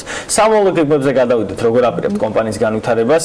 ყოველთვის ვეკითხები ხოლმე სტარტაპერებს, როგორ წარმოგიდგენია თქვენი კომპანია 5-10 წელიწადში ან თუნდაც 2 წელიწადში. ინკასოურების სტანდარტული ცადია კი. იმიტომ რომ მომავალზე ფიქრი აუცილებელია განვითარებისთვის. ჩვენ გეგმავთ ყველაშორის მე და ნინოს გვინდოდა რომ ეს გვეხსენებია და დიდი მადლობა რომ მოგვეცით პირველ რიგში იმის საშუალება რომ ძალიან ბევრმა მაყურებელმა გაგვეცნოს და გაიგოს ჩვენს დიდი მადლობა პირადად თქვენ. თან თემა ისეთი არის რომ დიახ, ჩვენი ძირითადი საქმიანობის გარდა ჩვენ გეგმავთ რომ დავამატოთ ტრენინგის მიმართულებები, როგორც ნინო მახსენა, მაგალითად გაყიდვები არის ძალიან მოთხოვნადი. მე თვითონ ვარ გაყიდვების გამოცდილებით ადამიანი და არა HR-ი და გვინდა რომ გავაკეთოთ საავტორო პროგრამა, რომელსაც გეგმავთ რომ უკვე შემოდგომიდან შევთავაზებთ, ესე თქვა თქვენ ჩვენს პარტნიორებს, მხარებლებს, ადამიანებს. ეს იქნება გარკვეული საავტორო პროგრამა, რომელიც შედგება გაყიდვებისგან, როგორც არა მხოლოდ ტექნიკური უნარჩვევებისგან, არამედ იმისგან, რომ ზოგადად ადამიანმა გაიაზროს სისტემები, რაც თქვენ საუბრის დასაწყისში თქვით, რომ რას აკეთებს, რა უნდა რომ გააკეთოს, რატომ აკეთებს, რატომ მუშაობს, რამდენად მნიშვნელოვანია რომ აქვთ დაფიქრდნენ რაღაცებს. და ვფიქრობთ რომ ალბათ ოქტომბერში უკვე კი და გავახარებთ საკუთარი თავი. წარმატებები, მოკლედ ძალიან დიდი მადლობა რომ ამ თემას დიდ ყურადღებას აქცევთ, იმიტომ რომ ფაქტი არის რომ ერთ-ერთი ყველაზე ისეთი მწვავე პრობლემა არის და მადლობა თქვენ ამისთვის. მადლობა თქვენ. თამარ კიკვაძე და ნინო ხაჭაპურიძე Connections-ის დამფუძნებლები იყვნენ ჩვენთან სტუმრად. დასაქმება და სწორი კადრების პოვნა მნიშვნელოვანია, თუმცა ბოლო პერიოდში რუსული ემბარგოს შემდეგ არანაკლები დატვირთვა შეიძინა სხვადასხვა ქვეყნიდან ჩამოსულმა ტურისტულმა ნაკადმა. Mastercard-ის ინდექსით 10 ქვეყანა დასახელდა, რომლის მოსახლეობაც ყველაზე მეტს მოგზაურობს საზღვარგარეთ და რომლებიც ყველაზე მეტ ფულს ხარჯავენ მოგზაურობაში. თუ კი გლობალურ ჭრილში შევხედავთ, მიმდინარე წელს ტურიზმის ინდუსტრიაში რეკორდი მოიხსნა და შემოსავლება 8.8 ტრილიონი ამერიკული დოლარი შეადგინა. სამუშაო ადგილების თვალსაზრისით კი 319 მილიონი ადამიანი დასაქმდა, სად მოგზაურობენ და რომელი ქვეყნის ტურისტები არიან ყველაზე აქტიურები. ამის გარკვევას მარიამ ადამიანთან ერთად შევეცდები. მარიამ, დილა მშვიდობის, საინტერესოა უთხრათ მაყურებელს და ვურჩიოთ კერძო თუ საჯარო სექტორს, ან კიდევ ერთხელ შევახსენოთ, საიდან უნდა გვინდოდეს ტურისტების ჩამოსვლა, რომელი ქვეყნები არიან ყველაზე აქტიურები და ასე შემდეგ. დილა მშვიდობის, Ელევან, მოკლედ დავიწყოთ. Mastercard-ის რეიტინგის თანახმად საზღვარგარეთ ყველაზე ხშირად ამერიკის შეერთებული შტატების მოქალაქეები მოგზაურობენ. მიუხედავად იმისა, რომ ამ ადამიანების საშუალებო პერიოდი არ აღემატება 10 დღეს, მაინც უპირატესობას საკუთარი ქვეყნის მიღმა დროის გატარებას ანიჭებენ, არ ელოდებიან საპენსიო ასაკს და დადიან მთელს მსოფლიოში. განსაკუთრებით პოპულარული მიმართულება კანკუნია, მექსიკაში, რომელსაც ყოველი მესამე ამერიკელი ირჩევს, რაც განპირობებულია უმეტესად ტერიტორიული სიახლოვითა და სანაპიროებით, რომელიც საკმაოდ ბევრია აქ და თითქმის ყველა გემოვნების ადამიანზეა გათვლილი. კანკუნი განსაკუთრებით მიმზიდველი ოჯახური დასვენების პირობებშია და თანაც შესაძლებელია მოგზაურობა ბიუჯეტურადაც და მდიდრულადაც. კიდევ ერთი ამერიკელების საყვარელი ქალაქი ტორონტოა, სადაც 12-დან 15 მილიონამდე შტატების მოქალაქე მოგზაურობს, აქ დიდი უმრავლესობა საავტომობილო გზით გადადის, დანარჩენი კი თვითმფრინავის მეშვეობით. სიახლოვე ქვეყნებს შორის მომსახურების კარგი ხარისხი და ლამაზი ადგილობრივი ბუნება კი მის მიმართ ინტერესს ყოველწლიურად აორმაგებს. პრაგმატულად მოაზროვნე ამერიკელებს კი კიდევ უფრო იზიდავთ ის ფაქტი, რომ კანადაში ინგლისურად საუბრობენ და კიდევ უფრო ხშირად ამის გამო ჩადიან და ამავე მიზეზით ხშირად მოგზაურობენ ლონდონშიც, რომელიც ყველაზე მოთხოვნად მიმართულებებს შორის რეიტინგში მესამეა. ჩინელ ტურისტებზე დიდი ხანია BMG-ის ეთერებში საუბრობთ. მიზანში ამ ბაზრის ამოღება ყოველთვის მომგებიანია. რაოდენობას ჩინეთის მოსახლეობა არასდროს უჩიოდა, თუმცა მათი ეკონომიკური რეფორმებისა და გამდიდრების შემდეგ უკვე მათი შესაძლებლობებიც მიმზიდველი გახდა. სწორედ ამიტომ ჩინელებმა მეორე ადგილი დაიკავეს ყველაზე აქტიური ტურისტების რეიტინგში. აღსანიშნავია, რომ ჯერ კიდევ 10 წლის წინ ჩინეთი მე-7 პოზიციაზე იყო რეიტინგში, თუმცა ბოლო პერიოდში განსაკუთრებით გააქტიურებულები არიან. რაც შეეხება ადგილმდებარეობას, მათთვის ყველაზე მიმზიდველი ქალაქები ბანგკოკი, სეული და ტოკიო, რაც ცხადი არ არის გასაკვირი, რადგან სამივე ქალაქი აზიაში მდებარეობს. ყველაზე ხშირად მოგზაურობენ ლევან მსოფლიოს გარშემო გერმანელებიც და წელს 4%-ით არის გაზრდილი მათი რაოდენობა, აქედან 54.3% შვებულებას ევროპაში ატარებს, განსაკუთრებით კი უყვართ ესპანეთის ზღვის კურორტები, მათ შორის გამოირჩევა პალმა დე მალიორკა, ასევე სიაშია პარიზიც. აქვე გეტყვით, რომ ფრანგები გერმანიაში მარკეტინგულ აქტივობებში კოლოსალურ თანხებს ხარჯავენ და მაგალითად წელს ბიუჯეტიდან ამ მიზნით 5 მილიონი ევრო იყო გამოყოფილი, მათ ფავორიტ მიმართულებებად დასახელდა ასევე დუბლინიც, რაც შეეხება საშვებულებო პერიოდს, ის დაახლოებით გერმანიაში 7 დღეა გაწერილი. დიდი ბრიტანეთის მთავრობას კი აწუხებს ბრეგზიტის საკითხი და ახალ პრემიერსაც ბევრი პრობლემის გადაჭრა მოუწევს, დარწმუნებული ვარ, თუმცა ბრიტანელი ტურისტები ხუთეულში ხვდებიან. რაც შეეხება პოპულარულ ადგილებს, ისინი მალიორკას, პარიზს და დუბლინს ირჩევენ. რაც შეეხება თავად ქვეყნებს, ბრიტანელებისთვის ცალკეული სახელმწიფოებიდან მისაღებია ესპანეთი, ამერიკის შეერთებული შტატები და ინდოეთი. ყველაზე ხშირად მოგზაურობის მოყვარულებს შორის მეხუთე ადგილი დაიკავეს ფრანგებმა. მე მინდა გამიმარტო, რომ რეიტინგში საუბარი არის საერთაშორისო მოგზაურობაზე, ამიტომ გამომდინარე იქიდან, რომ ფრანგებს უმეტესად საკუთარ ქვეყანაში უყვართ შვებულების გატარება და ხშირად საზღვარს არ კვეთავენ, ამიტომ ვერ დასახელდნენ ლიდერ პოზიციაზე, თუმცა ტოპ 5-ში მაინც მოახერხეს შესვლა და გამოდის, რომ ადგილობრივ კურორტებზე დასვენების პარალელურად კომფორტის მოყვარულ ერს ლონდონში, მაროკოში და ბარსელონაშიც უყვარს მოგზაურობა. რაც შეეხება უკვე მასტერკარდის მიერ გამოყენებული რეიტინგის ათეულს, გარდა ჩამოთვლილი ქვეყნებისა, მიმდინარე წელს ყველაზე ხშირად მოგზაურობენ კორეის მოქალაქეები და ძირითადად იაპონიის ქალაქებს ირჩევენ ოსაკას, ჰოკაიდოსა და ტოკიოს. კორეას კი მოგზაურობის რაოდენობით თავად იაპონია მოსდევს, რომლის მოქალაქეები ძირითადად ტაიბეიში, სეულში და ბანგკოკში ნაწილდებიან. და ბოლო 3 ადგილზე კანადა, რუსეთი და ტაივანი გავიდა. გამომდინარე მათი სამეზობლოსი, ყველაზე მიმზიდველი ადგილები ამ სამი ქვეყნისთვის ვაშინგტონი, ლას-ვეგასი, ნიუ-იორკი, ანტალია, აილანდის რამდენიმე ქალაქი, ტოკიო, ჰოკაიდო და ოკინავა. ეს რეიტინგი ვფიქრობ საინტერესო იქნება როგორც კერძო ისე საჯარო სექტორისთვის, რადგან ის ნათლად ასახავს თუ რომელია ყველაზე მიმზიდველი და აქტიური ბაზარი ტურისტების მოსაზიდად. რეიტინგში ძირითადად ამერიკა, ჩინეთი, ევროკავშირის ქვეყნები და ასევე აზიის მდიდარი სახელმწიფოები მოხვდნენ, ასე რომ ჩვენ მიზანი სწორედ ამ ქვეყნებიდან ადამიანების მოზიდვა უნდა იყოს. და იმედი ამას მოვახერხებთ. მადლობა საინტერესო მიმოხილვისათვის და ძალიან საინტერესო რეიტინგის წარმოდგენისათვის. ლევან თაღიაშვილი და მარიამ ადამიანი იყვნენ საქმიანი დილის ეთერში. მასტერკარდის განახლებული რეიტინგებით ჩვენ წინ სარეკლამო პაუზა გულდება და ბიზნესი ახლებებით გიბრუნდებით.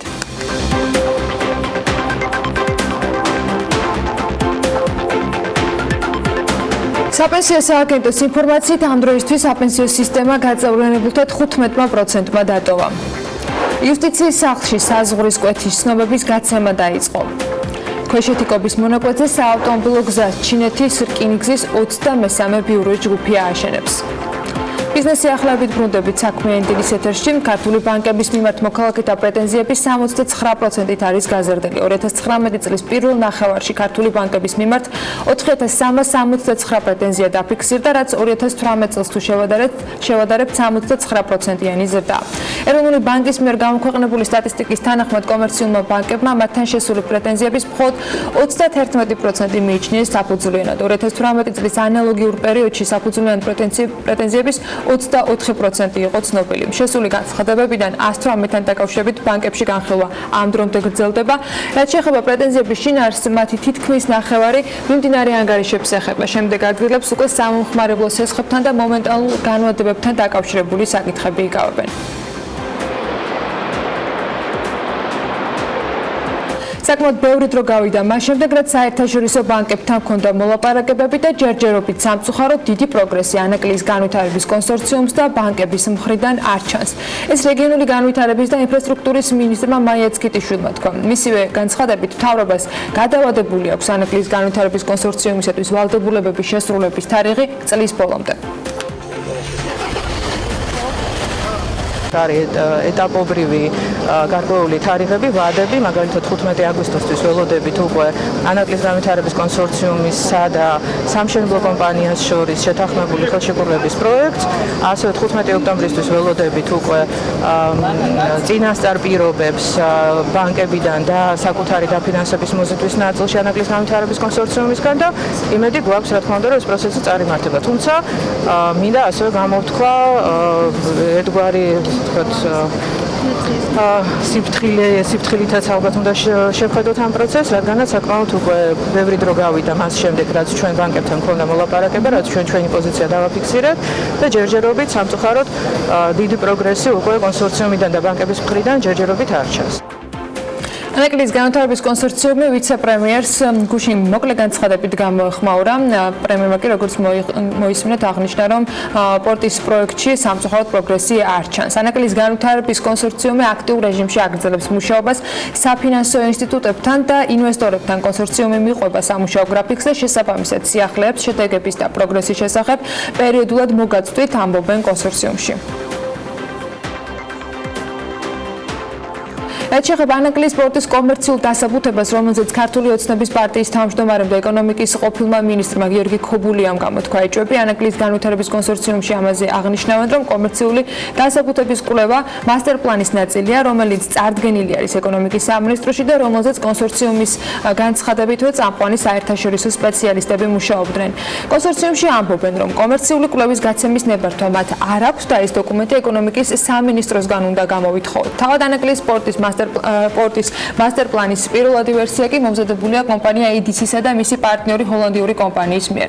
კონსორციუმში ისიც თქვეს, რომ მასტერპლანის პირველადი ვერსია საქართველოს მთავრობას 2017 წლის 31 დეკემბერს წარადგინა, როგორც ეს გეგმაში იყო. მთავრობამ კი შენიშვნები მასტერპლანზე 2017 წლის 16 მარტს გადააგზავნა. დოკუმენტი აერთიანებდა როგორც სხვადასხვა მინისტრების კომენტარებს, ასევე მთავრობის კონსულტანტის როდ ტრამპის პორტის კონსულტანტების კომენტარებს. კონსორციუმში თქვეს, რომ პირველადი კომენტარების მიღების შემდეგ რამდენჯერმე მოხდა ამ დოკუმენტის გადახედვა, საბოლოოდ კი ის 2017 წლის ბოლოს დამტკიცდა. საქართველოს სტატისტიკის ეროვნული სამსახურის ინფორმაციით, საქართველოდან მამაკაცის ან ბიჭის შარვლების გულსაფრიანი და თასმებიანი კომბინეზონების, ბრიჯების და შორტების ექსპორტი გაზრდილია. 2018 წლის იანვარ-ივნისში ექსპორტი თუ იყო 5 მილიონ 100.000 დოლარის მოცულობის, 2019-ში ეს ჩვენებელი 7 მილიონ 600.000 დოლარამდეა გაზრდილი, ანუ ზრდა იყო 47%-იანი. სტატისტიკური მონაცემები მზარდია სხვადასხვა დასახელების ტანსაცმლისა და ტექსტილის პროდუქციის ექსპორტზე, მაისვრების ექსპორტმა ამ წლის იანვარ-ივნისში 22 მილიონი დოლარი შეადგინა, ქალის პალტოების შემთხვევაში 2 მილიონ 700.000 იყო ჯამური ღირებულება, ბიუსჰალტერების შემთხვევაში კი 2 მილიონ 200.000. იუსტიციის სახლში საზღვრის კვეთის ცნობების გაცემა დაიწყო. BMG-ს იუსტიციის სახლში უთხრეს, რომ ეს სერვისი შინაგან საქმეთა სამინისტროს მომსახურების სააგენტოს სერვისებს შორის რიგით მეორე ყველაზე მოთხოვნადი დოკუმენტია და მისი მიღება უკვე შესაძლებელია. იუსტიციის სახლში განმარტეს, რომ ცნობის მომზადების ვადა და საფასური 5 დღეში 20 ლარია, სამუშაო დღეში 35 ლარი, ერთ სამუშაო დღეში კი მისი ფასი 45 ლარს შეადგენს.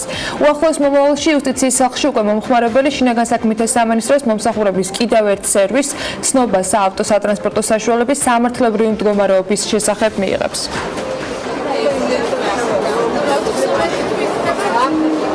ევროკავშირისა და კონრად ადენაუერის ფონდის მხარდაჭერით მელიორე 2019-ის განცხადებების მიღება დაიწყო. CSR კონკურსი 6 ძირითად კატეგორიაში გაიმართება და განცხადებების მიღების ბოლო ვადა 30 სექტემბერია. პროექტი 2 წელია მიმდინარეობს და მისი მხარდამჭერები საქართველოს სავაჭრო სამრეწველო პალატა, აწარმოეს საქართველოში ევროპული ბიზნეს ასოციაცია და ევროკავშირის საქართველოს ბიზნეს საბჭოები არიან.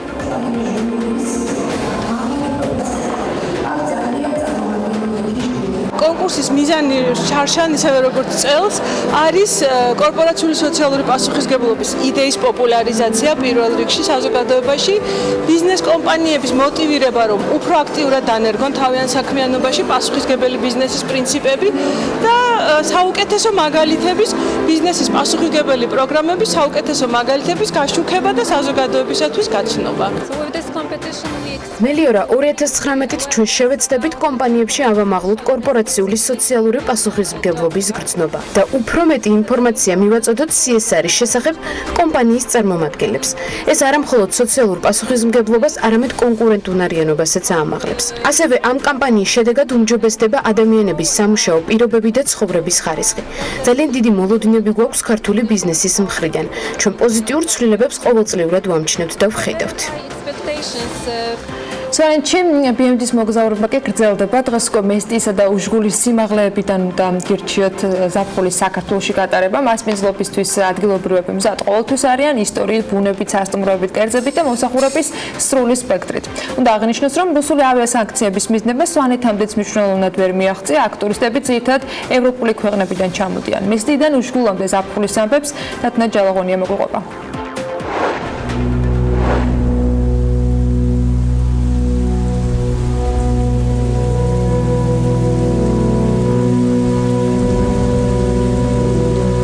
წვიმიანი. ალაგ-ალაგ მისლით გაფერადებული დილის საათებია მესტიაში.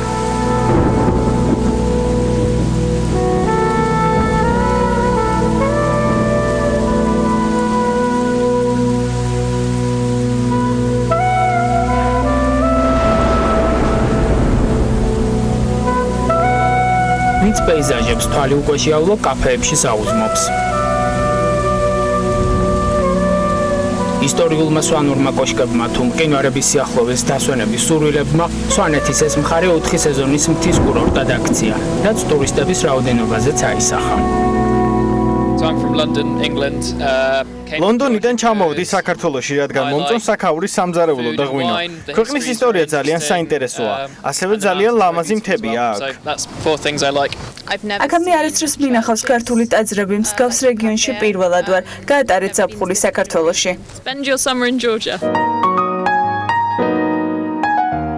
ისევ წვიმს.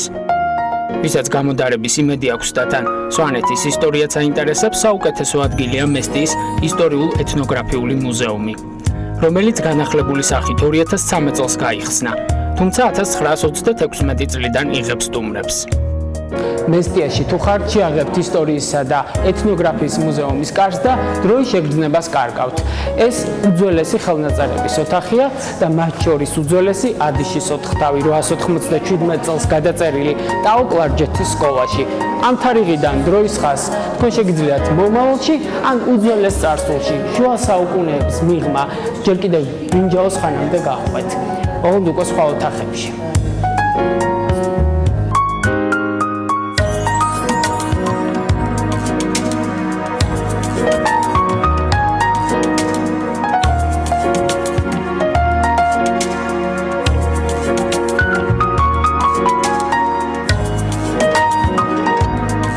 ნუმიზმატიკის უნიკალური კოლექცია.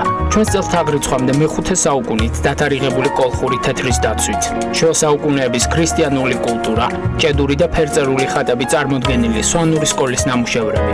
ძველი სვანეთის ყოფის ამსახველი ეთნოგრაფიული ნივთები და მიახლოება დღის პირველი ნაწილის კულტურულ დასასრულთან.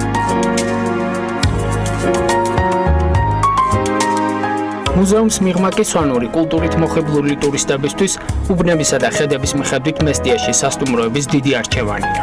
მაგალითად, ერთ-ერთ დასახლებას ლანჩვალი ჰქვია, მიგურიანების გვარის ისტორიული სამყოფელი. ამ გვარის ერთ-ერთი შტოს სახელი კი დღეს სასტუმროს აბრაზია. ბაბშა სვანური სიტყვიდან ბაბიდან მოდის და მღვდელს ნიშნავს. სასტუმროს დიასახლისი გვიხსნის, რომ მისი წინაპარი სწორედ მღვდელი იყო.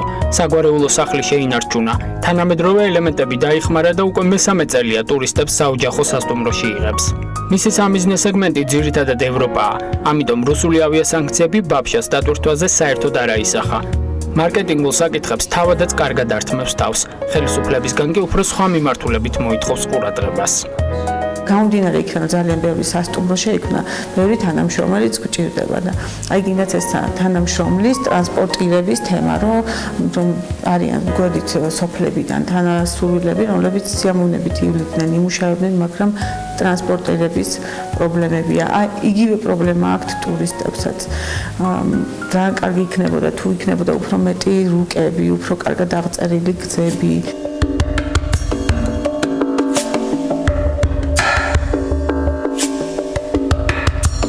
მესტიაში ჩასული მგზავრი აუცილებლად გადაინაცვლებს უშკულში.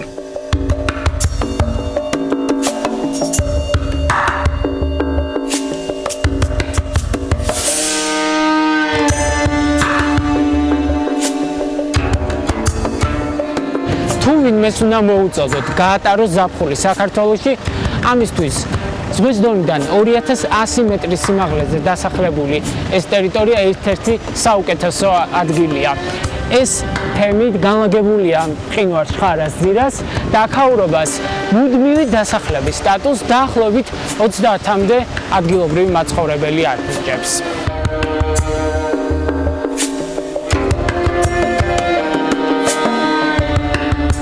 უჩგული 4 სოფლით არის წარმოდგენილი. ყველა ხელის გულზე ჩანს. თემის ცენტრში მდებარე სოფელი ჩაჟაში იუნესკოს მსოფლიო მემკვიდრეობის ძეგლია. თემს 30-მდე ტიპიური სვანური თავდაცვითი კოშკები აქვს შემორჩენილი და მათ უმრავლესობას ერთი შეხედვითაც ჩანს, რომ რეაბილიტაცია სჭირდება. სუფარ თამარ მეფის ზამთრის რეზიდენციის დასახელებაა, რაც სვანურად თავშეყრის ადგილს ნიშნავს. აქაურებს ასე სჯერათ, რომ თამარ მეფე სალაშქრო წასვლის წინ გადაწყვეტილებებს სწორედ ამ ტერიტორიაზე იღებდა. ისტორიული წყაროების მიხედვით, აქ თავდაპირველად 4 კოშკი და 1 ტაძარი იდგა. 30-იან წლებში კომუნისტებმა 3 კოშკი დაშალეს და მათგან ფერმები ააშენეს. ახლა აქ ადგილზე შემორჩენილია 1 კოშკი და 1 ის ძველი ტაძარი. თამარის კოშკს რომ ანგრევდნენ, იეროსლავ ნიჟარაძეს დღესაც ახსოვს, როგორ ეჩხუბებოდა მამა ისტორიული ქვებით ფერმების მაშენებლებს. ვერაფერი გააწყეს. დღეს თუ ესტუმრებით, ამბით დაიწყებს და ყოველი მკაცრი ზამთრის ჩათვლით, რისთვისაც ისევე მზადება ყველაფერს მოგიყვებათ. თითქმის არ არის ისეთი, რა ქვია, ქალაქი და საზღვარგარეთის ქვეყანა, რომ ჩემთან არ მოხვედრილიყვენ. დადიან კანადიდან, საფრანგეთიდან, რა ვიცი, ჩეხეთიდან, უნგრეთიდან, თქვათ შხარისკენ რომ უნდა შესვლათ, ცხენს თუ მოითხოვენ, ცხენით უნდა გავასეირნო და შევიყვანოთ იქანე 6 კილომეტრი არის სოფლიდან შხარამდე. და დანარჩენი მომსახურება ჩემია.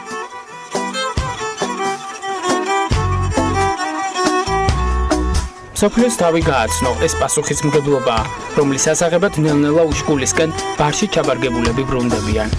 ყოველ შემთხვევაში ასეთია იეროსლავ ნიჟარაძის დაკვირვება და თავადაც ფეხის მოცვლას არ აპირებს. გაზამთრებამდე ყველაფერი მომარაგებული აქვს და ვიდრე უშკულის მისადგომებთან გზებს თოვლი ჩარაზავს, დაგეგმეთ ზაფხული საქართველოში.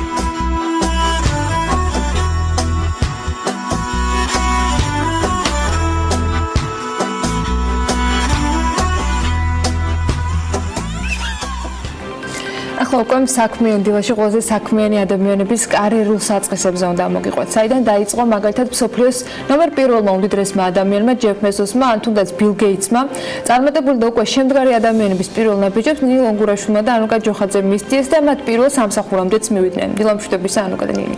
დილამშვიდობისა ანა, მივესალმებით ჩვენ მოყურებელს. ნუ კი ძალიან საინტერესო და სახალისო თემით გიერთდებით მე და ანუკა პირდაპირ ეთერში, მაგრამ სანამ დღეს უკვე მილიარდე და მსოფლიოს საქმიან ადამიანებს გადავალთ, რაღა კონტინენტს იქით წავიდეთ და ბრინჯის ყველაზე საქმიანი ტოროლადან დავიწყებთ და ახლა მოდი გითხარი შენი პირველი სამსახური რომელი იყო? ფოტოშოპში მე გამემართლა და პირველი სამსახური, კონტრაქტიანი სამსახური, პროფესიით მქონდა, ერთ დროს ძალიან კარგი ინტერნეტ ტელევიზიის თანამშრომელი გავხდი, ერთჯერ კიდევ სტუდენტობისას მეორე კურსზე იყო. მართალია, ხელიდან გაგვისხლდა, მაგრამ საინტერესო იქნებოდა აქვე მოგვესმინა გიორგი საკაძის პირველი სამსახურიც, თუმცა არაუშავს ამისთვის დროს ნამდვილად გამონახავთ, მაგრამ ნინი შენ აქ ხარ და მოდი შენი პირველი სამსახურიც უთხარი ჩვენს მაყურებელს. ანუკა, ნუ საკმაოდ პატარა ვიყავი მუშაობა რომ დავიწყე და ჩემი პირველი სამსახური JPN Tobacco International იყო.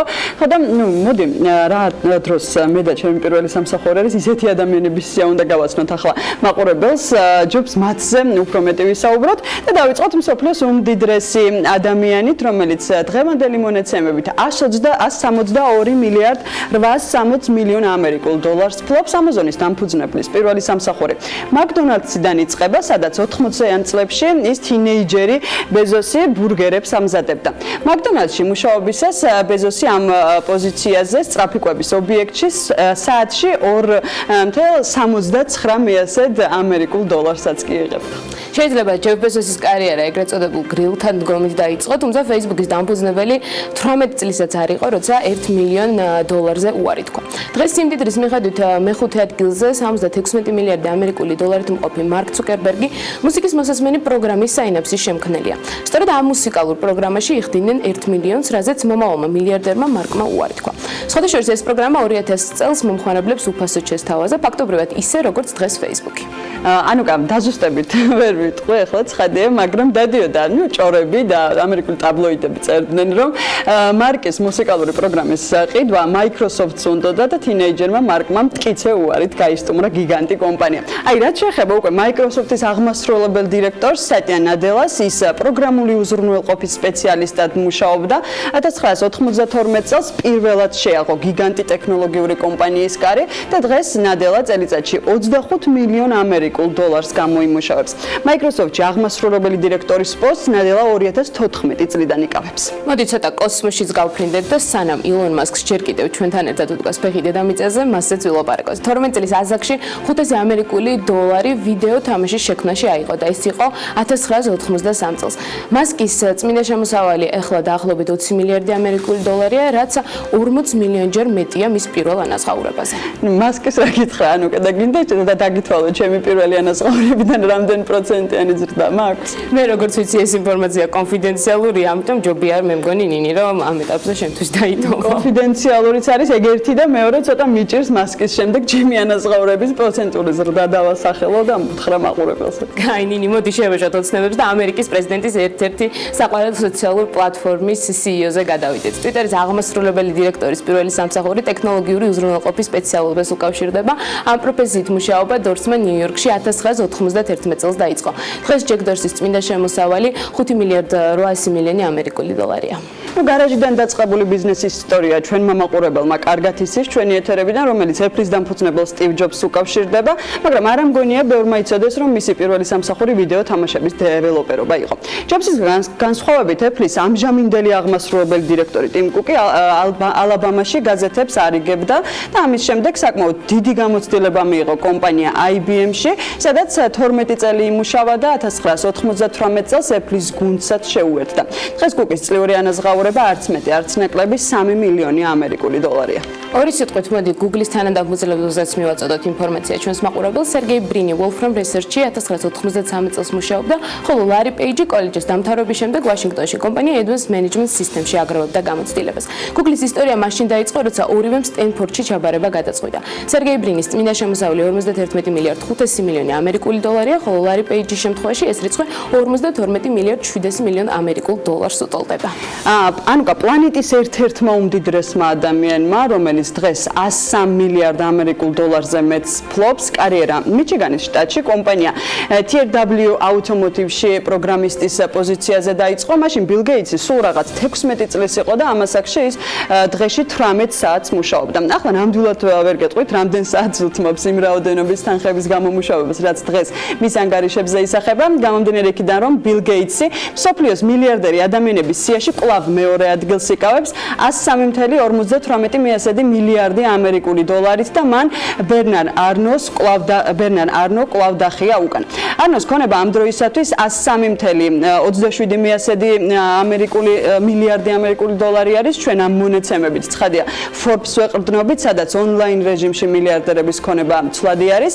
აუცილებლად უნდა აღვნიშნო, რომ დაახლოებით 9 საათის ინტერვალით არნოსა და ბილ გეიტსის პოზიციები საერთო რეიტინგში იცვლება, რადგან სხვაობა მათ ქონებებს შორის ჩვენთვის დიდი, ცხადია, მაგრამ მათთვის საკმაოდ პატარა არის და ეს არის დაახლოებით მარტივი არითმეტიკით, რომ გამოვიანგარიშოს 31 მილიონი ამერიკული დოლარი. ეს რეიტინგი მუდმივად ცვლადია და ვიდრე თქვენამდე ამ ამბავს მოვიტანდით ამ რეიტინგში, არნომ და გეიტსმა პოზიციები რამდენჯერმე გაცვალეს გუშინ საღამოდან მოყოლებული, შესაბამისად მუდმივად განახლებადი ამბები აუცილებლად უნდა ნახოთ Forbes-ის იმ რეიტინგში, რომელიც ონლაინ ახლდება და რა თქმა უნდა განსაკუთრებულად გამორჩეულ სიახლეებს BMG-ში შემოგთავაზებთ. მან მადლობა ნინის და ანუკას, ჩვენ კი წინ გველოდება ახლა უკვე სალომე მეცხარიშვილის მომზადებული ბიზნეს ლანჩი სახელმწიფო შესყიდვებში და სისტემაში არსებული პრობლემები. ეს იყო სწორედ BMG ლანჩის თემა, რომელსაც სალომე უმასპინძლა 2018 წელს სახელმწიფო უწყობების მიერ საქონლის მომსახურებისა და ინფრასტრუქტურის სამშენებლო სამუშაოების შესყიდვის მიზნით ჯამში 4 მილიარდ ლარზე მეტია დახარჯული. წლიდან წლამდე მზარდია ეს მაჩვენებელი და ეს არის ბიუჯეტის, ანუ გადასახადის გადამხდელების ფული. ტენდერებში არსებულ პრობლემებზე, მათ შორის გაუმჭვირვალობაზე და არასათანადო კრიტერიუმებზე ბიზნესი და არა მხოლოდ კერძო სექტორი დიდი ხანია საუბრობს. სად ხედავს კერძო სექტორი გამოსავალს, ბიზნეს ლანჩს უნდა უყუროთ ამისათვის ნაუცებად, რომელსაც სამწუხაროდ მოპასუხე მხარე, ანუ სახელმწიფო შესყიდვების სააგენტო ამჯერად არ დასწრებია.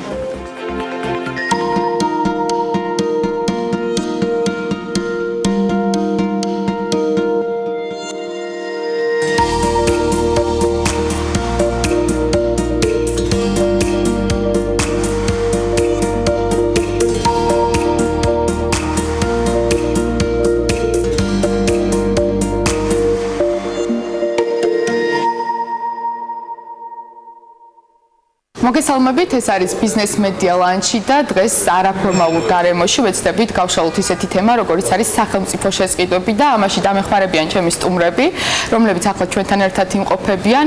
ანა საბახტარიშვილი, ინფრასტრუქტურის მშენებელთა ასოციაციის აღმასრულებელი დირექტორი, ბატონი პაატა ტრაპაიძე, კომპანია კავკასუს როუზ პროჯექტის დამფუძნებელი და აღმასრულებელი დირექტორი და ასევე ბადრი ნიაური, იურიდიული ფირმა ნიაური და კომპანიის დირექტორი. მინდა ვთქვა ისიც, რომ ჩვენი ძალიან დიდი სურვილი იყო ამ რუბრიკაში ბიზნეს მედია ლანჩი მიიღო მონაწილეობა სახელმწიფო შესყიდვების სააგენტოს, თუმცა რამდენიმე შეთავაზების მიუხედავად ისინი დღეს აქ არ გვესწრებიან, რაც ძალიან სამწუხაროა, იმიტომ რომ ვფიქრობ, რომ ბევრი საკითხი წამოიჭრება, რაზეც მათი პასუხის მოსმენა საინტერესო იქნებოდა. კარგით, მოკლედ დავიწყოთ. როგორც ვიცით, ეს ქართული სატენდერო სისტემა აღიარებულია ერთ-ერთ გამჭვირვალე სისტემად, თუმცა მუდმივად გვესმის კრიტიკული შეფასებები, მათ შორის ელჩების მხრიდანაც ზუსტად მედია ლანჩის ფორმატში იყო ავსტრიისა და იტალიის ელჩებმა თქვეს, რომ პრობლემებია ქართულ სატენდერო სისტემაში. თქვენ როგორ ფიქრობთ, რა არის ყველაზე სუსტი რგოლი აი ამ სისტემაში? ბატონ პატა, თქვენგან დავიწყოთ, რადგან ძალიან დიდი ხნის გამოცდილება გაქვთ ამ მიმართულებით. ჩვენ საბჭოთა კავშირი დავანგრიეთ, მაგრამ არ დავანგრიეთ ერთი ცნება. ბრეჟნევი ამბობდა, გავიხსენებ იმ პერიოდს. ჩვენი ეკონომიკა არის სწრაფი, ხარისხიანი და იაფიო. ეს სამი ცნება აბსოლუტურად შეუთავსებელია საბაზრო ეკონომიკაში. სწრაფი, ხარისხიანი, მე მიყვარს ოპტიმალური ფასით და არა იაფი. თუმცა დღეს სახელმწიფო ტენდერებში ზუსტად დაბალ ფასზე არის აქცენტირება. დაბალი ფასი და დაბალი ხარისხი. არ შეიძლება რომ წყლის შესყიდვა, ღვინის შესყიდვა, ბენზინის შესყიდვა, ან დიზელის შესყიდვა და გზის შესყიდვა ერთი პრინციპით მიდიოდეს. გზა არის ხანგრძლივი მოხმარების პროდუქტი. ჩვენ დღეს ასე ვაკეთებთ. ძალიან ხშირად ტენდერს ვატარებთ გზაზე, ვაკეთებთ გზას და იმ გზას მე უბრუნდებით 3-4 წლის შემდეგ ისევ. დაწყებული წინამთავრობიდან ამ თავრობაში ძალიან ხშირად მოისმენთ რეპორტებს. დაავზოგეთ 20 მილიონი, დაავზოგეთ 25 მილიონი. მე კითხვასო, რამდენი ხნის განმავლობაში? ანუ ეს არის მოკლევადიან პერიოდზე გათვლილი. საერთოდ თუ არ დავხარჯავთ ბიუჯეტს, უფრო ბევრი უფრო მეტი დაიხარჯოთ, რა თქმა უნდა, რა თქმა უნდა. ყველანი ბედნიერები. დიახ, ზუსტად ესე არის. თუ საერთოდ არ დავხარჯავთ არაფერს, ვიქნებით და შეიძლება სხვა რამეში გამოვიყენოთ და რა არ გვექნება. ანა, თქვენთან გატმოვალ, ხომ არ მოვიდა დრო, რომ სახელმწიფომ რაღაცა ეს სისტემური ცვლილებები შეიტანოს სახელმწიფო ტენდერებში, იგივე ფასზე არ იყოს აქცენტირება, რაზეც ხშირად არის საუბარი, რომ რეალურად არასწორია ასე შეფასება. სახელმწიფო შესყიდვის, იმიტომ რომ მთლიანობაში პირიქით შეიძლება კი არ ზოგავთ უფრო მეც ხარჯავთ. ძალიან ბევრი წვრილი თუ რადიკალური ნაბიჯი უნდა გადაიდგას. ნებისმიერი ბიზნესის мотиваცია ტენდერში მონაწილეობის არის თანხის მიღება და რეალურად ხო, მოგების მიღება, თუმცა мотиваცია ხარისხზე ჩვენ კომპანიებსაც უნდა გაუჩინოთ. мотиваცია ხარისხზე არ იარსებებს, მანამ სანამ იგივე თუნდაც რეაბილიტაციების და მოვლა შენახვის დროს ყოველი 40 სებაში ცალკე გადაუხდით კომპანიას თანხას. мотиваცია იარსებებს მაშინ, როდესაც ეს კომპანია იქნება პასუხისმგებელი იმაზე, რომ 40 არ გაჩნდეს და თუ გაჩნდა, მისი ჯიბიდან მოხდება ამის დაფარვა. თავისივე ფულით. ანაც შემოვა კავშირთხოვაში мотиваციის თეორია ეკონომიკაში, რომელიც ჩვენთან არ მუშაობს ჯერჯერობით საერთოდ. ხო, მესმის. ჩვენ დავანგრიეთ საბჭოთა კავშირი, მაგრამ საბჭოთა ადამიანს ვერაფერი ვერ უქენით. 40 წელი სჭირდება ბატონო პაეტა. ვერ დავიჯერებ. თქვენ რო ამბობდით იტალიელი და ფრანგი ელჩი თუ ავსტრიის ელჩი. არც ერთი სერიოზული კომპანია არ იღებს მონაწილეობას საქართველოს რატომ? რატომ? ეკითხებით. მარტივი პასუხია. სრული პასუხისგებლობით ვაცხადებ. ხოლმე, იმიტომ რომ ფაზია დამოკიდებული. მინდა ბატონ ბადრი თქვენთან გადმოვიდე, რადგანაც გაქვთ ძალიან დიდი გამოცდილება ამ ტენდერებში, ჩართული ხართ ამ პროცესებში, კვირაში სამჯერ თურმე დავების საბჭოზე და განხილვებში ხართ. მე ვისურვებდი, რა თქმა უნდა, ჩემს მეგობრებთან ერთად კარგი აქ საუბარი, მაგრამ სახელმწიფოს წარმომადგენელი იყოს აქ, გაცილებით უკეთესი იქნება და დარწმუნებული ვარ ამ სიუჟეტის შემდეგ, ალბათ თავად ეცდებიან, რომ რაიმე ფორმით არა ოპონირება, არამედ ამ საკითხებზე ისაუბრონ, იმიტომ რომ არ შეიძლება ეს არის შავი სიის პრობლემა, რომლის მიმართაც 2012 წელს გამოიჩინა ლოიალობა სახელმწიფომ, ნამდვილად მახსოვს, იმიტომ რომ თუ კი კომპანიას ამა თუ იმ ფორმით ეკუთვნოდა, მხოლოდ გაფრთხილებულთა სიაში უშვებდნენ, ახლა ცალსახად ჩავ სიაში მიექანებიან კომპანიები, სადაც აქვე გეტყვით, რომ კომპანიები მაინც ახერხებენ გამოსავალს სამხანაგობის ფორმით, გამოცდილების გაზიარებით, სხვადასხვა კომპანიების შექმნით მონაწილეობას და გახდა კვლავ ფიქცია. ეს არის დემპინგი, რომელიც ყველას უნდა აწუხებდეს საკანონმდებლო დონეზე, შემსყიდველს, მიმწოდებელს, სახელმწიფოს, იმიტომ რომ ვიცით, კომპანიები ზოგი ისეთად უძლური ხდება გარკვეული ტენდერების შემდეგ, რომ ოღონდ ახალი ფინანსები მოიზიდონ და 20%-ით, 40%-ით, მე გეტყვით, დაახლოებით აი განსაკუთრებით აუდიტორულ საქმიანობაზე შეიმჩნევა 60-70%-ით მცირდება ფასი, იმიტომ რომ კითხვა ისმის, ან ფასია იმ თავითვე არასწორად დადებული და მაშინ ძალიან ცუდად ქონია საქმე, ან გვაქვს საქმე იმასთან, რომ ოღონდ ეს ტენდერი მივიღო, ოღონდ ეს გარკვეული პირამიდა კლასიკური გაგებით ააწყონ, გადაირჩინონ თავი და ყველაფრისთვის მზად არიან. ინიციატივა არის დასჯადი.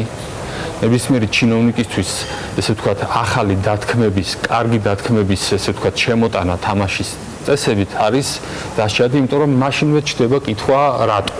ხომ არ არის აქ კერძო ინტერესი და ასე შემდეგ და არიან საკუთარი ჩრდილის ქვეშ. დღეს ჩვენ ვართ 64-ში სხვა პოსტსაბჭოთა ქვეყნებთან შედარებით. მაგრამ ეს პროცესია. ვიცით, რა მინდა რომ კაფიოდ გაუსვა ხაზი. რამე განსხვავებულს თუ ვამბობთ, ეს არ ნიშნავს, რომ ნაციონალი ხარ. ესე განსხვავებულს რომ ვიზნობთ ესეც დამოკიდებული. რა თქმა უნდა, როგორც კი რამე განსხვავებულს ამბობ, არაჩვენიანი ხარ. ეს თავიდან მოდის, მე თქვი კიდევაც. ვინც არ არის ჩვენთან ერთად, ის ჩვენ წინააღმდეგია.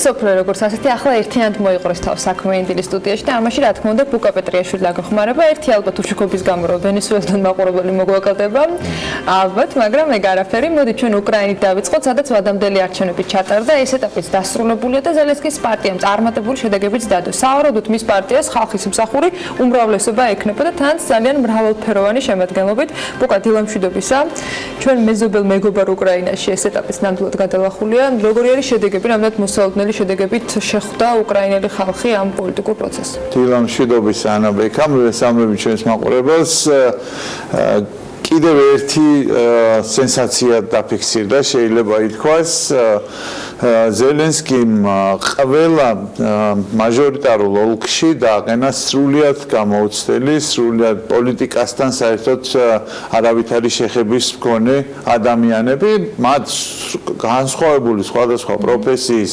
ბერძნულ-რომაული სტილით მოჭიდავე აფრო-ამერიკული წარმოშობის კანდიდატიდან დაწყებული ქორწილების ფოტოგრაფი და სხვადასხვა პროფესიის სხვადასხვა პროფესიის გარდა პოლიტიკოსებისა, გარდა მდიდარი შეძლებული ადამიანებისა დადგენ ძველი, ასე ვთქვათ, establishment-ის ძველი იმ ოლიგარქიული მუდმივი მკვიდრების უკრაინული რადის, რომლებიც არც სესიიდან სესიამდე, მოწვევიდან მოწვევამდე ყოველთვის იმკვიდრებდნენ თავის ადგილს და შესაბამისად უზრუნველყოფდნენ შემდგომ საკუთარი და მათი პარტნიორების, ასე ვთქვათ, ბიზნეს კეთილდღეობას და წარმატებულ საქმიანობას.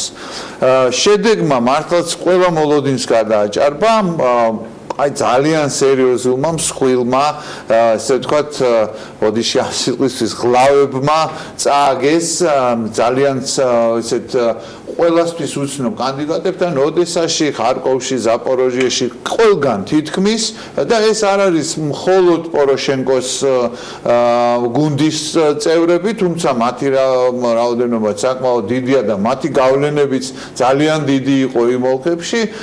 ასევე ეს არის ეგრეთ წოდებული ოპოზიციური რეგიონების პარტიის ყოფილი პრეზიდენტის იანუკოვიჩის მხარდამჭერების და ასე შემდეგ და ასე შემდეგ.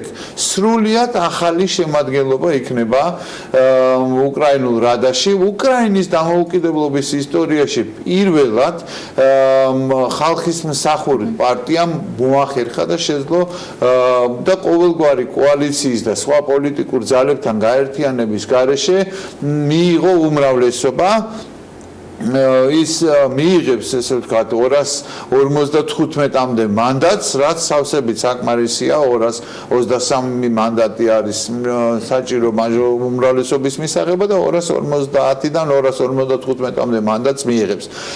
თუ კი საუბარი იყო არჩევნებამდე რომ შესაძლო კოალიციის პარტნიორებზე და არჩევნების პირველადი შედეგების გახმიანების დროსაც იყო საუბარი მეორე ესე ვთქვათ ახალ მოსულის პოლიტიკაში სვიატოსლავ ვაკარჩუკის რომელიც არის როკ ჯგუფის მომღერალი და მისმა პარტიამაც ჰოლოს რომელიც არის ხმა ესე ვთქვათ გადალახა ბარიერი და მიიღო 7%-მდე იყო საუბარი ვიდრე შედეგები კიდევ გაირკვეოდა და დაითვლებოდა ყველა ხმები რომ შესაძლებელი იყო სწორედ ამ პარტიასთან ამ პოლიტიკურ ძალასთან კოალიციის გაკეთება. დღეს უკვე შედარებით ფრთხილ განცხადებებს აკეთებენ ზელენსკის პარტიის წარმომადგენლები.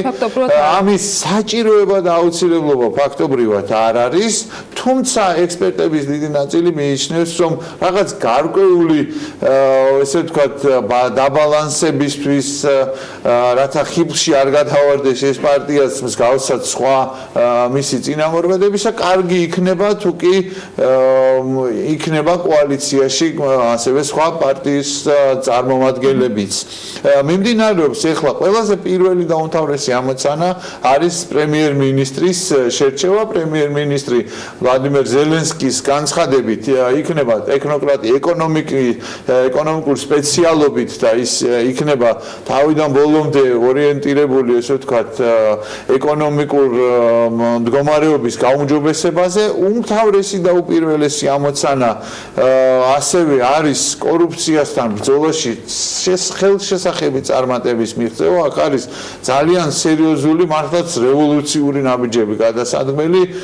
საბაჟო არის გასაწმენდი პირველი და უმთავრესი კანდიდატი, რომელიც ალბათ შეიცვლება, ასევე არის უკრაინის გენერალური პროკურორი იური ლუცენკო, რომელსაც მოიაზრებენ როგორც ყველა ოლიგარქის და გავლენიანი პოლიტიკაში მყოფი ბიზნესმენის ეგრეთ წოდებულ მფარველად.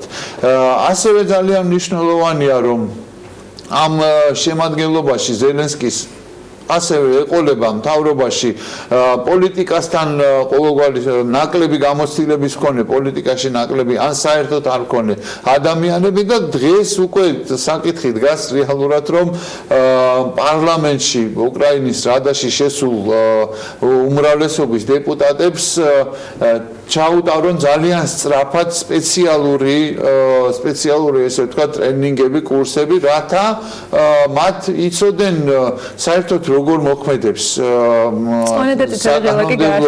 წვანე და წითელი დილასთან მიმართებაში ალბათ გავლენ ისედაც ფონს დარწმუნებული ვარ, მაგრამ შემოქმედებითი საქმიანობისთვის მათ მართლაც გარკვეული ელემენტარული ცოდნების მიღება ჭირდება.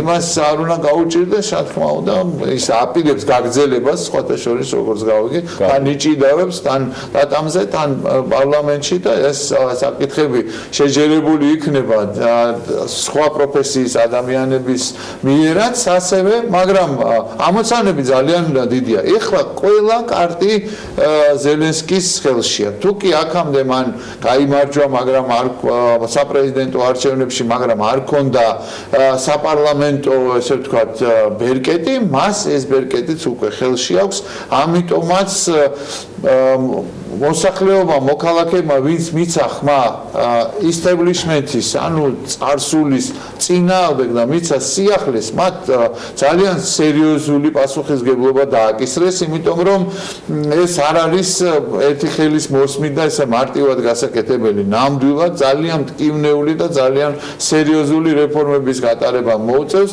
და რეფორმებთან ერთად ძალიან მნიშვნელოვანია, რომ ხალხში არის მოლოდინი, რომ იმ ადამიანების მიმართ, ვინც წლების მანძილზე მათი ჯიბიდან იღებდა ამ ფულს და კორუფცია მართლა ძალიან სერიოზულ, ასე ვთქვათ, მეტასტაზებად იყო გასული უკრაინის ყველა ფენებში, იქ იქნება სამაგალითო დასჯების სერია.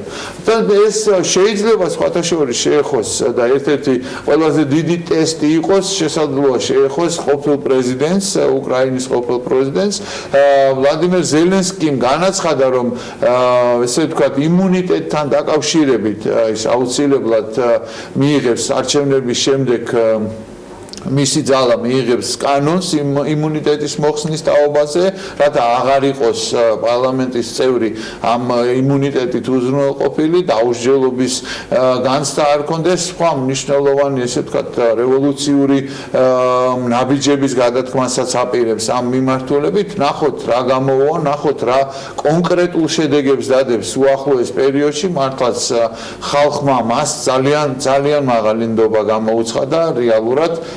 აქ უფრო მეტი მოთხოვნა მის მიმართ ცხოვრების დონის გაუმჯობესების კუთხით, კორუფციასთან ბრძოლის კუთხით უფრო მეტი მოთხოვნა მის მიმართ, ვიდრე ვთქვათ იგივე აღმოსავლეთ უკრაინაში კონფლიქტის მოგვარების. ეს არის ორი ძირითადი პრიორიტეტი. მათ კარგად ესმით, რომ იქ მეორე მხარეს რუსეთია და რუსეთის ქმედება განაპირობებს მნიშვნელოვან წილად ამ მხოლოდ ზელენსკიზე არ არის დამოკიდებული.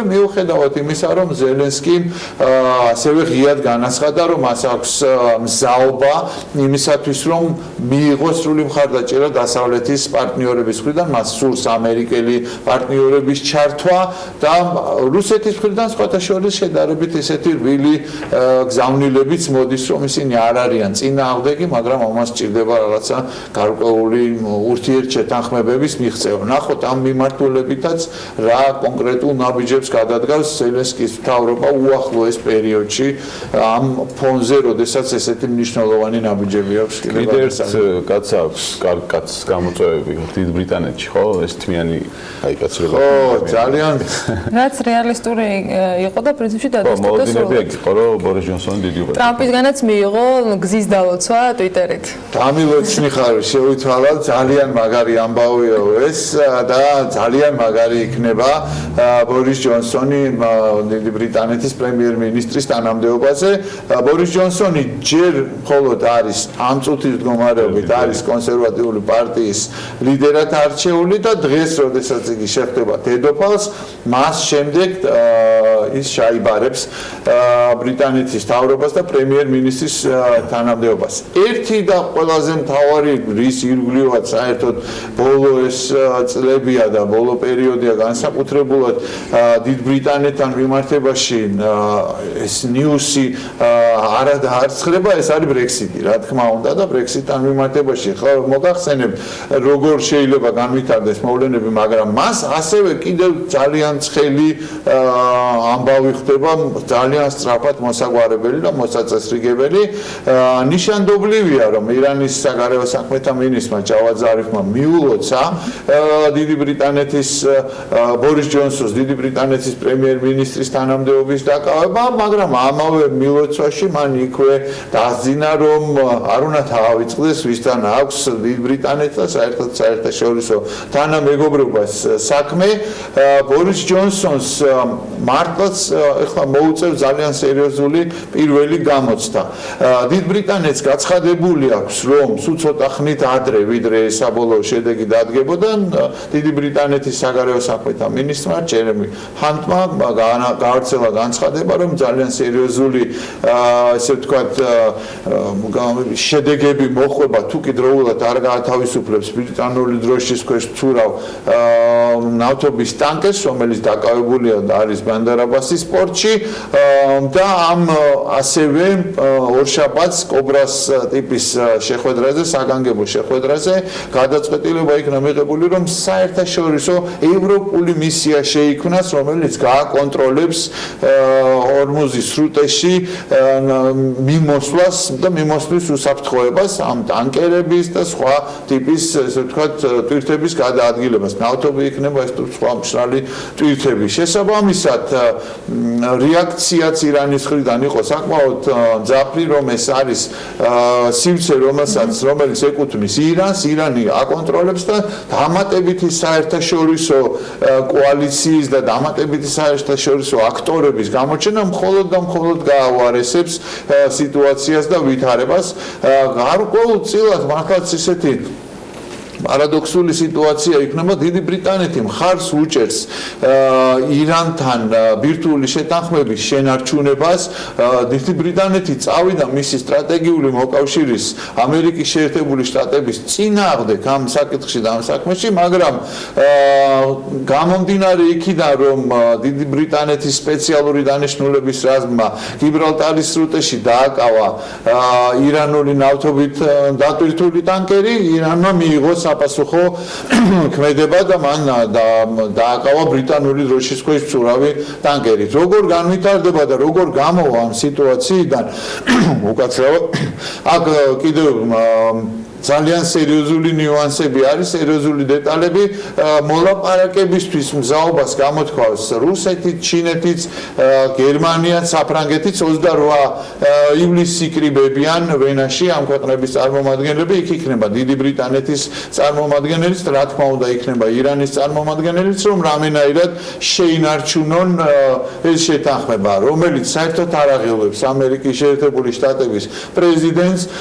მან ასევე რომ ის შექმნის საერთაშორისო კოალიციას უпростоრეთ მისი ადმინისტრაციის მაღალი თანამდებობის პირებმა დაანონსეს რომ შექმნის კოალიციას რომელიც თავის თავზე აიღებს ტვირთების მიმოსვლის უსაფრთხოებას სხვა ქვეყნებთან ერთად ძალიან მნიშვნელოვანია ამ თვალსაზრისით ამერიკის შეერთებული შტატების მიმართ ირანის დამოკიდებულება რა თქმა უნდა სრული იგნორირება უკანასკნელი სიტყვებით შეეხმიანენ რასაც მოყვა დონალდ ტრამპის მხრიდანაც რეაქცია მან თქვა რომ შეიძლება აღარც კი გამოჩნდეს საერთოდ აქ რაიმე შეთანხმების მიღწევის შესაძლებლობა იმიტომ რომ როდესაც ის აკვირდება რიტორიკას ქმედებას ირანის ხელისუფლების მხრიდან შევახსენებ ჩვენს მაყურებელს რომ 2 დღის უკან ირანმა განაცხადა რომ დაკავებულია 17 კაციანი ჯგუფი რომელიც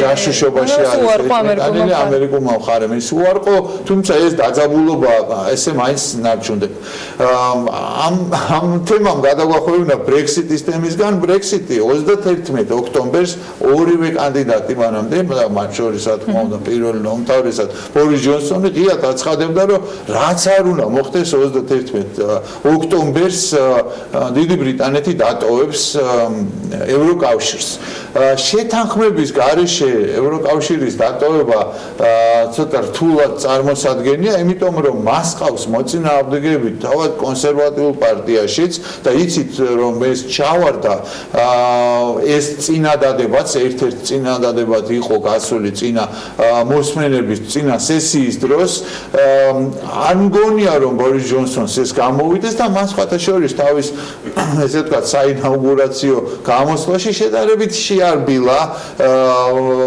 ეს შეთანხმების გარეშე გასვლის შესაძლებლობა მან თქვა რომ არ მიესალმება ამას მაინც და მაინც მაგრამ ნუ თუ მოუწია და თუ სხვა გამოსავალი არ იქნა მაშინ რა გაეწყობა და გამკეთებელი პრობლემა იმაშია ამავე დროს რომ ევროკავშირის მხრიდან არის ძალიან ღია და მკაფიო მინიშნებები განცხადებები რომ არსებული შეთანხმება არ გადაიხედება. არსებული შეთანხმება კი წარმოადგენს პრობლემას იმ თვალსაზრისით, რომ ამა თუ იმ ფორმით უნდა დაფიქსირდეს ჩრდილოეთ ირლანდიასა და ირლანდიას შორის საზღვარი. ეს არის ერთადერთი სახმელეთო საზღვარი, რომელიც იქნება დიდ ბრიტანეთსა და ევროკავშირს შორის. რაც წყალში ჩაყრის რეალურად იმ 20 წლიან სამშვიდობო შეთანხმებას, რომლის შედეგადაც შეწყდა სისხლისღვრა ირლანდიელებს შორის და ამან შეიძლება ხელახალი აფეთქება გამოიწვიოს. ამიტომ ამ შეთანხმების მიღებისაც რეალურად მომხრე ძალიან ცოტა. რა გამოსავალია? მიუხედავად იმისა, რომ ბორის ჯონსონმა განაცხადა, რომ ეს რამდენიმე 4 ძირითადი დაპირება გაახმიანა, რომ ის აუცილებლად განახორციელებს ბრექსიტს, აუცილებლად დაამარცხებს ჯერემი კორბინს, აუცილებლად გააერთიანებს დიდ ბრიტანეთს და აუცილებლად ახალ სიცოცხლეს შთაბერავს energizing-ს მოახდენს დიდი ბრიტანეთის ყველა პოლიტიკური ძალის და მოქალაქეების და მოსახლეობის. მიუხედავად ამისა, ძალიან სერიოზულად მოსირებს ვადამდელი საყოველთაო არჩევნების ჩატარების იდეა იმ შემთხვევაში, თან თუ გავითვალისწინებთ, რომ ბორის ჯონსონის მინისტრთა კაბინეტიდან მას არ დახვდება უკვე 4 მინისტრი, რომლებმაც ღიად განაცხადეს, რომ ისინი არ იზიარებენ ბორის ჯონსონის ხისტ მიდგომებს ევროკავშირიდან გასვლასთან დაკავშირებით, მათ შორის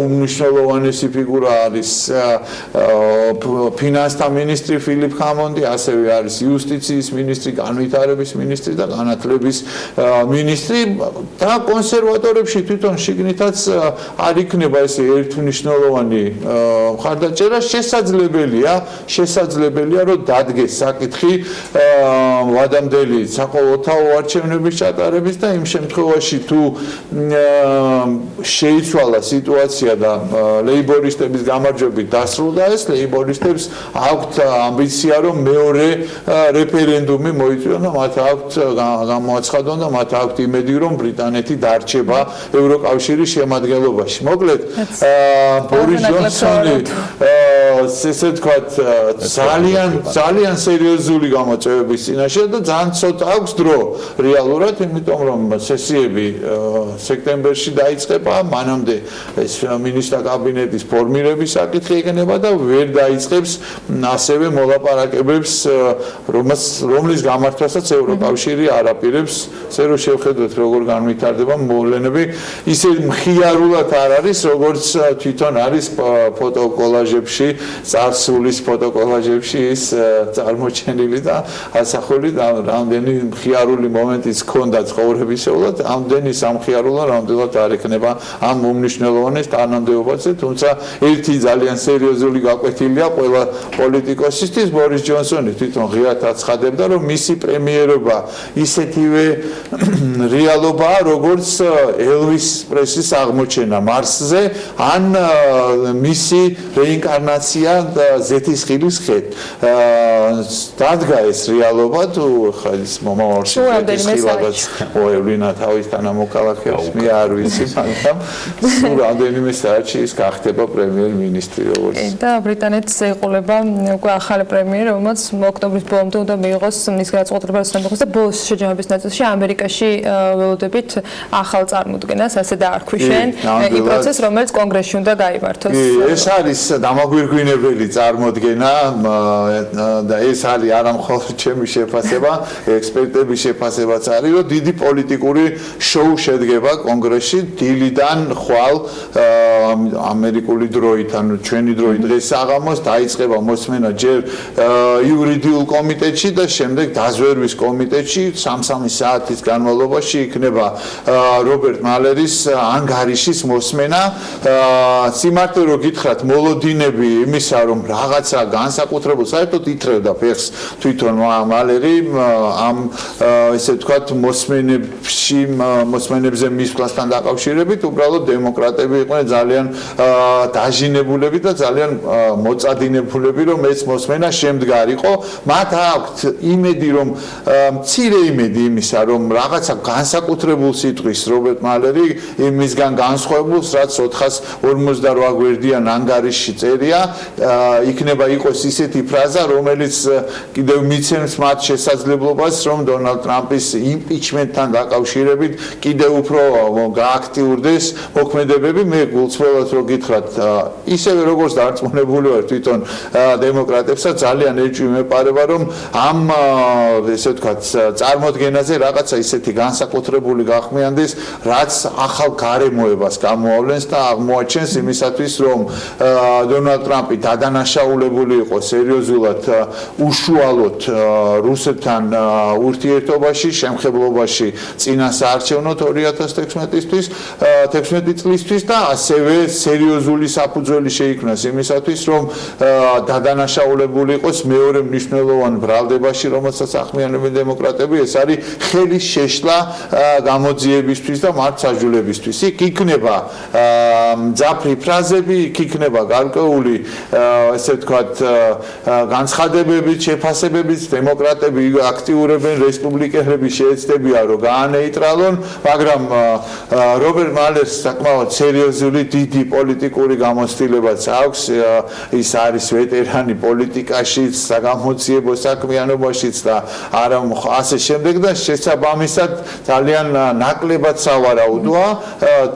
ერთი შედეგი, რაც შეიძლება სიმართლე რო გითხრათ, აქედან გამოვიდეს, რომ კიდევ უფრო მოღონიერდეს დონალდ ტრამპი, არის გარკვეული კვლევების მიხედვით დონალდ ტრამპის მდგომარეობა გაცილებით უკეთესია, ვიდრე მისი ოპონენტი კანდიდატების. აქაც არჩევნებს ეზოდებიან და ესეც იქნება ნამდვილად ერთ-ერთი მნიშვნელოვანი ფაქტორი მათ შორის დონალდ ტრამპისათვის, რომ საარჩევნო ბრძოლაში ჩაერთოს. მადლობა ბუკა მიმოხილვისათვის. გადაცემის დასაწყისშიც ვახსენეთ, რომ აუცილებლად უნდა გაეცნოთ მის ამ კვირის ბლოგს, რომელიც Forbes-ზე გამოქვეყნდა, რა თქმა უნდა, დაელოდოთ ორ შაბათს, ვიდრე შემდეგ 4 შაბათს შემოგვერდება მორგი მიმოხილვით ალექსი პეტრიაშვილის ბემბრის საერთაშორისო მიმოხილვას მასპინძლობდით ჩვენს ეთერში. ახლა კი წინ სარეკლამო პაუზა გველოდება და რამდენიმე წუთში დაგიბრუნდებით.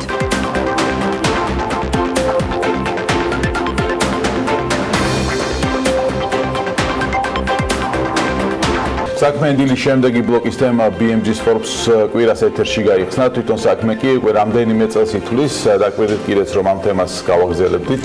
გარწმუნებული ვარ, ბევრმა ძალიან კარგად იცის იმ ულამაზესი და ბოლო პერიოდში ძალიან მრავალფეროვანი შეთავაზებით შევსებული ქარხნის შესახებ, რომელიც ნომერ 1-ის სახელით პეტრიაშვილის ქუჩის დასაწყისში მდებარეობს. სიამოვნებით ვისაუბრებდით ამ ადგილზე, როგორც ტრადიციულად ტურისტულად მიმზიდველ და გამორჩეულ სივრცეზე დედაქალაქში, როგორც ბიზნესებზე და სხვა არაერთ შესაძლებლობაზე, რაც ადგილი იძლევა, მაგრამ ისევ ბიზნეს დავაზე უნდა ვისაუბროთ, დავის გამო, რომელიც კომპანია ღვინის ქარხანა ნომერი 1-სა და სააქციო საზოგადოება სავანე ნომერი 1 შორის მიდის, ვერ ხერხდება ვერც ინვესტიციების მოზიდვა და ვერც განვითარება, რომელსაც კომპლექსის მეპატრონეები ცდილობენ, მაგრამ ვერ ახერხებენ სწორედ ამ დავის უпростоრად დაუსრულებელი დავის გამო.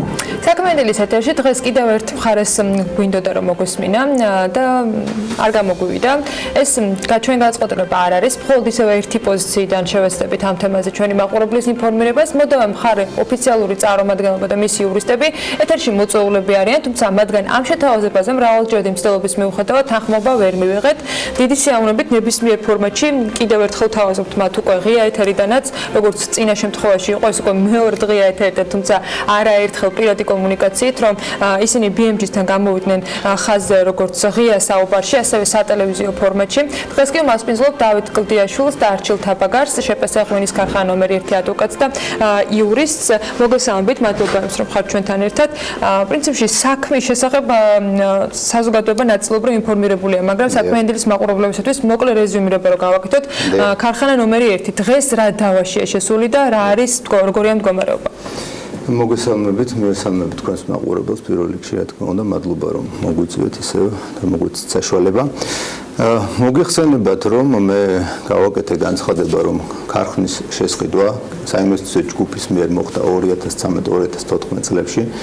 შესყიდვის პროცესი წარიმართა ორი უმსხვილესი ბანკის, საქართველოს ბანკის და TBC ბანკის უშუალო ზედამხედველობით და როდესაც ყველაფერი დასრულდა, ასე ვთქვათ, და საკუთრება აბსოლუტურად უკვე მზად იყო რომ ჩაშვებულიყო როგორც ბიზნეს სუბიექტი 2015 წლის იანვარში ჩვენ მივიღეთ გამოუგნებელი სასამართლოს გადაწყვეტილება, მოხდა დაყადაღება მთლიანად ობიექტის და დღემდე ჩვენ ვიმყოფებით სასამართლო დავის რეჟიმში. ყველაზე სამწუხარო მე როგორც აღნიშნე არის ის რომ 2004 წელს, ანუ დავის 2018 წელს, ესე იგი საქართველოს უზენაესმა სასამართლომ მიიღო საკმაოდ საეჭვო გადაწყვეტილება და ახალი გამოკვლევის მოტივებით საქმე უკან დაუბრუნდა სააპელაციო სასამართლოს, მაგრამ ის რაც შემდგომში სააპელაციო სასამართლოში განვითარდა, ყოველგვარ მოლოდინს გადააჭარბა სიმართლე რო გითხრათ. ესე იგი წელიწად ნახევარი მიმდინარეობდა განხილვა 2018 წლის თებერვლიდან და 2019 წლის 19 ივნისს დასრულდა იმით, რომ საქმის გამხილველი პალატა დაშალეს, პრაქტიკულად ამ სიტყვის პირდაპირ მნიშვნელობით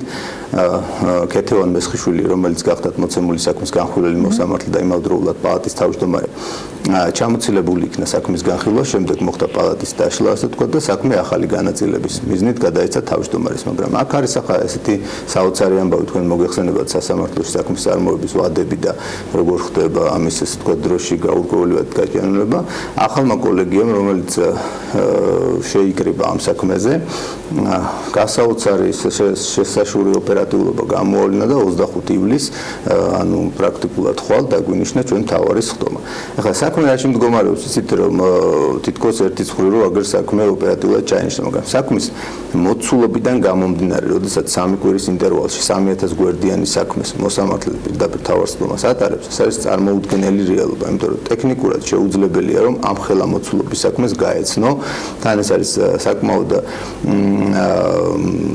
ძიმე საქმე, რო იტყვიან თავისი შემადგენლობით და ის ნაღმები, რომელიც ამ საქმეში ჩაიდო უზენაეს სასამართლოს მიერ, ასე ვთქვათ, საქმის უკან დაბრუნების დროს საკმაოდ კვალიფიციურ და ასე ვთქვათ დასაბუთებულ განსჯას მოითხოვს. ვინ არის მოდავე მხარე და რა უფლებით, ანუ რა საბუთებით, რა დოკუმენტებით, რა ისტორიით გედავებათ და რა გადაწყვეტილებას ელოდებთ, ანუ რაზე უნდა იყოს გადაწყვეტილება მიღებული ხვალინდელ ხტომაზე? აი, ზუსტად მაგას მოგახსენებთ, რომ მოდავე ის გადაწყვეტილება, რომელსაც ჩვენ ველით სასამართლოდან რა თქმა უნდა პირველ რიგში უნდა იყოს ობიექტური და მან არ უნდა დაარღვიოს ის საკუთრების რეჟიმი, რომელიც დადგენილია საქართველოში. თქვენი მოდავე მხარე ითხოვს, რომ 2013 წელს დაწყებული პროცესი იყოს ბათილად ცნობილი. ეხლა გეტყვით მოდავე მხარის მოთხოვნას და არ უნდა დაირღვიოს ის საკუთრების რეჟიმი, რომელიც დადგენილია საქართველოში და იცავს ასე ვთქვათ თავისუფალ სამოქალაქო ბრუნვას და ბიზნესის სტაბილურობას. თუ ეს დაირღვა, აბსოლუტურად ჩამოიშლება ბიზნესი და ეს იქნება ქაოსი. ეხლა მოდავე მხარე რაზე აპელირებს? მოდავე მხარე გახლავთ სააქციო საზოგადოება სავანე ნომერ 1 ღვინის ქარხანა. ის იყო 2004 წელს ქონების მესაკუთრე, რომელმაც შემდეგ ეს ქონება გაასხვისა 4 ფიზიკურ პირზე, შემდეგ ფიზიკურმა პირებმა გაასხვისეს კომპანიაზე და შემდგომში გაგრძელდა დაახლოებით რამდენი მფლობელის გამოცვალა? მფლობელი გამოიცვალა, მაგრამ ტრანზაქციები თავისი ბუნებით სამართლებრივი თვალსაზრისით იყო სხვადასხვა, იმიტომ რომ ზოგჯერ მოხდა ქონების გაყოფა, საწესდებო კაპიტალში შეტანა, მათ შორის ერთ-ერთი ბოლო ტრანზაქცია იყო აი საქართველოს ბანკს რატო ვახსენებ? მე საქართველოს ბანკმა 2011 წელს ქონების ნახევარი დაისაკუთრა კრედიტის აღსრულების ფარგლებში. ანუ თქვენ მოგეხსენებათ ხა ბანკი როგორ შეიძლება გახდეს ქონების მათ ჰქონდა გაცემული კორპორატიული კრედიტი და შემდგომში ვერ მოხდა კრედიტის მომსახურება და საქართველოს ბანკმა მოახდინა იპოთეკის საგნის რეალიზაცია. 2011 წელს მაშინ აღსრულების განსხვავებული მექანიზმი არსებობდა ვიდრე დღეს, გამოიცემოდა აღმასრულებლის ასე ვთქვათ საჯარო აუქციონის აქტი, რომელიც იურიდიულ წრეებში, ეს არის ანაბანა იურიდიული წრეების საახსრულებელ წარმოების ფარგლებში აღსრულებული ქონება კეტავს მანამდე არსებულ უფლებას და ყოველგვარი დავა ქონებაში საკუთრების უფლებაზე პირდაპირ აღდგენის არის აბსოლუტური ნონსენსი, ეს არის ქაოსი. ანუ საქართველოს ბანკი 2011 წლიდან გახდა ქონების ნახევარის დაახლოებით 50%-ის მესაკუთრე და ჩვენ საქართველოს ბანკისგან უყურეთ 2014 წლის ბოლოს.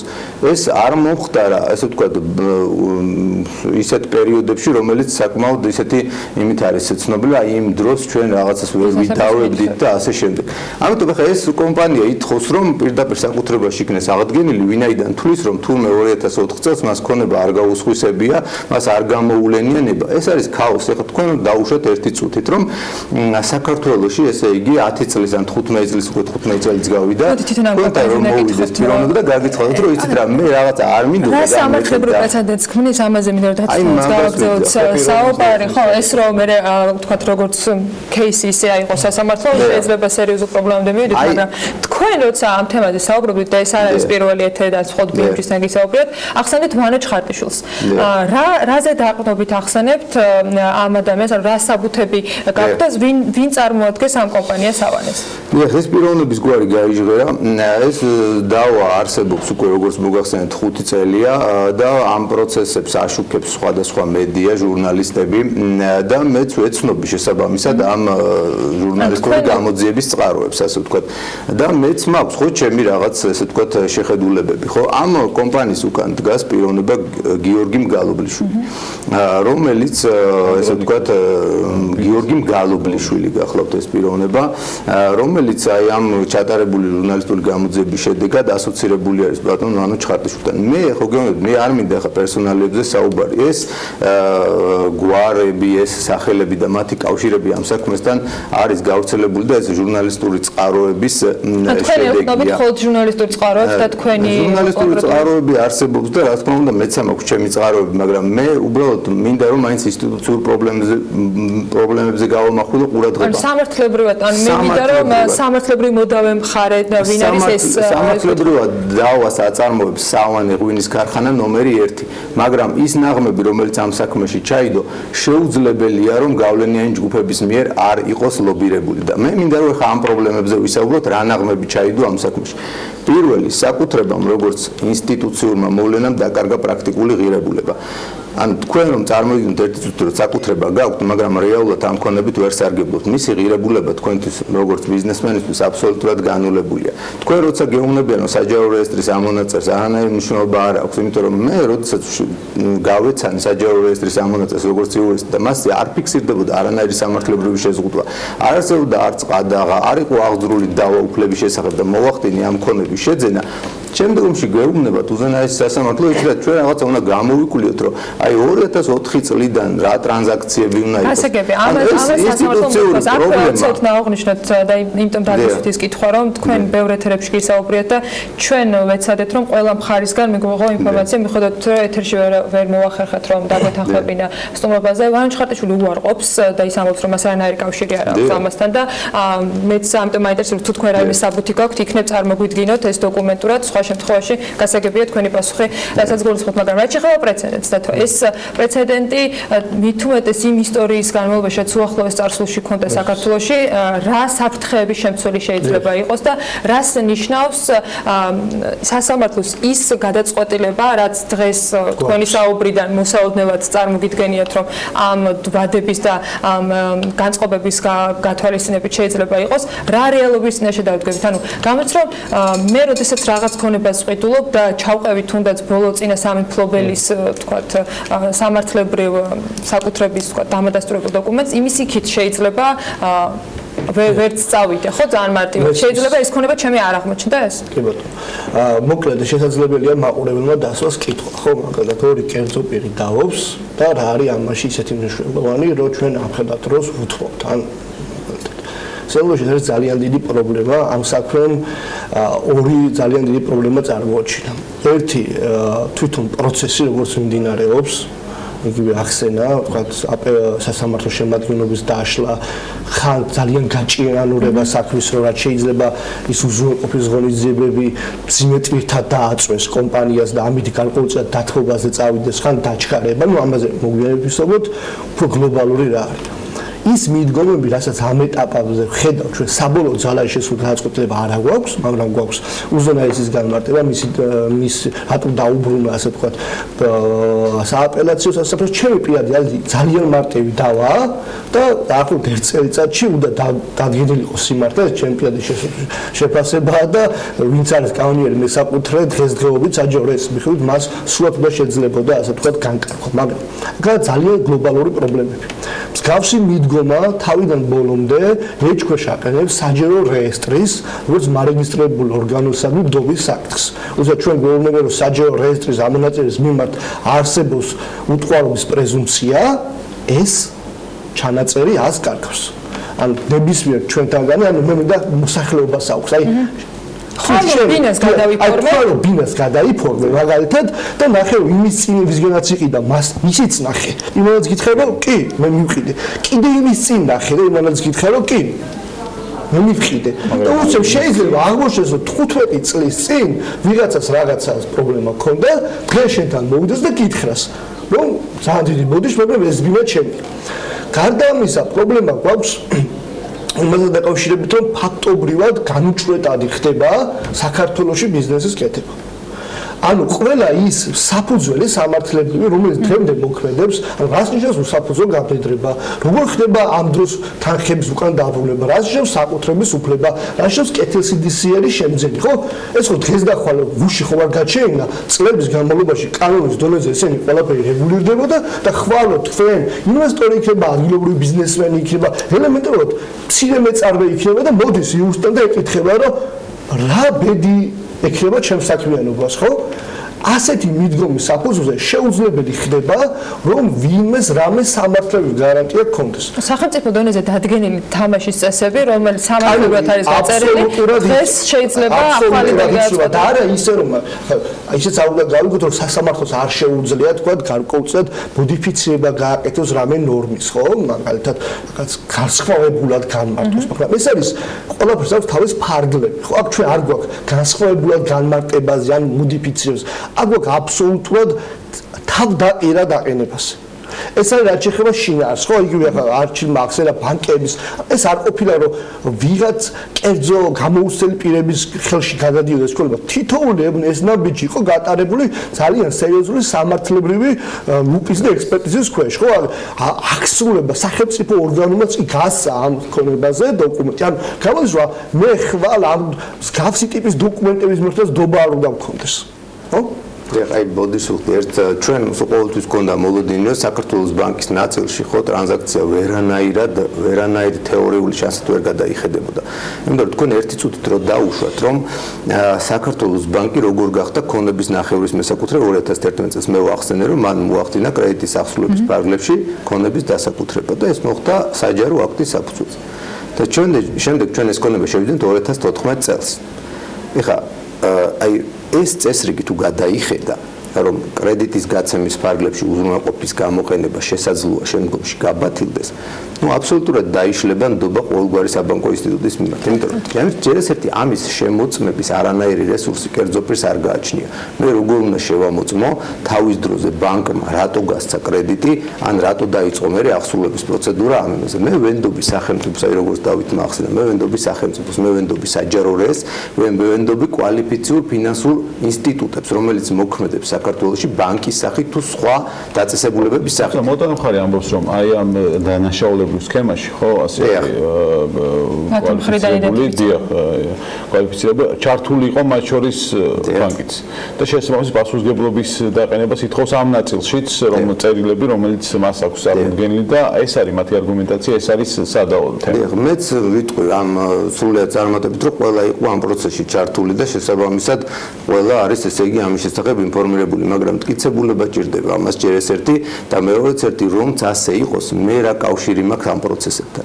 ანუ მე ხო მაგ თავი ჩემი საუბრის დასაწყისში ეს განვაცხადე რომ მე ვენდე სახელმწიფოს და მარტო განცხადება იმის შესახებ რომ ყველა იყო ჩართული არ არის საკმარისი. თქვენ მოგეხსენებათ რომ საკუთრების უფლების შესახებ არაერთი პრეცედენტული საქმე განიხილა. ყველაზე დადგენილი სტანდარტი იყო რომ საჯარო რეესტრში უნდა არსებობდეს ასე ვთქვათ ჩანაწერი უფლების, ან უნდა იყოს ეს თემა დაფიქსირებული სასამართლოს მიერ ან ყადაღის ან ამის შეზღუდვის პარალელში.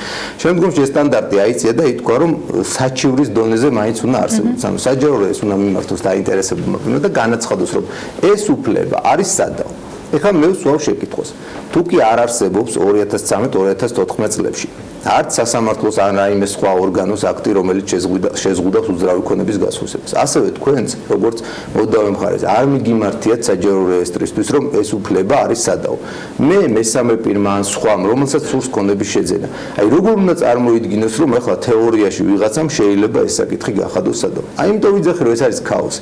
ამის დაშვება, თუ კი ეს ნაღმე არ განეიტრალდა, გამოიწვევს საკმაოდ შეუქცევად პროცესებს. იმიტომ რომ საქართველოში ყველა ობიექტი რაღაც დოზით იყო უკმაყოფილების საგანი. შეიძლება აქციონერების თვალსაზრისით, შეიძლება ზოგიერთი სხვა მოწილე მესაკუთრე სახით. ეს როგორი ქაოსში შევდივართ, იცით რომ ყველა იტყვის რომ მე არ ვიყავი თანახმა, მაშინ რო გაიყიდა, მე არ გამომივლენია ნება, ის დირექტორი შეცდა.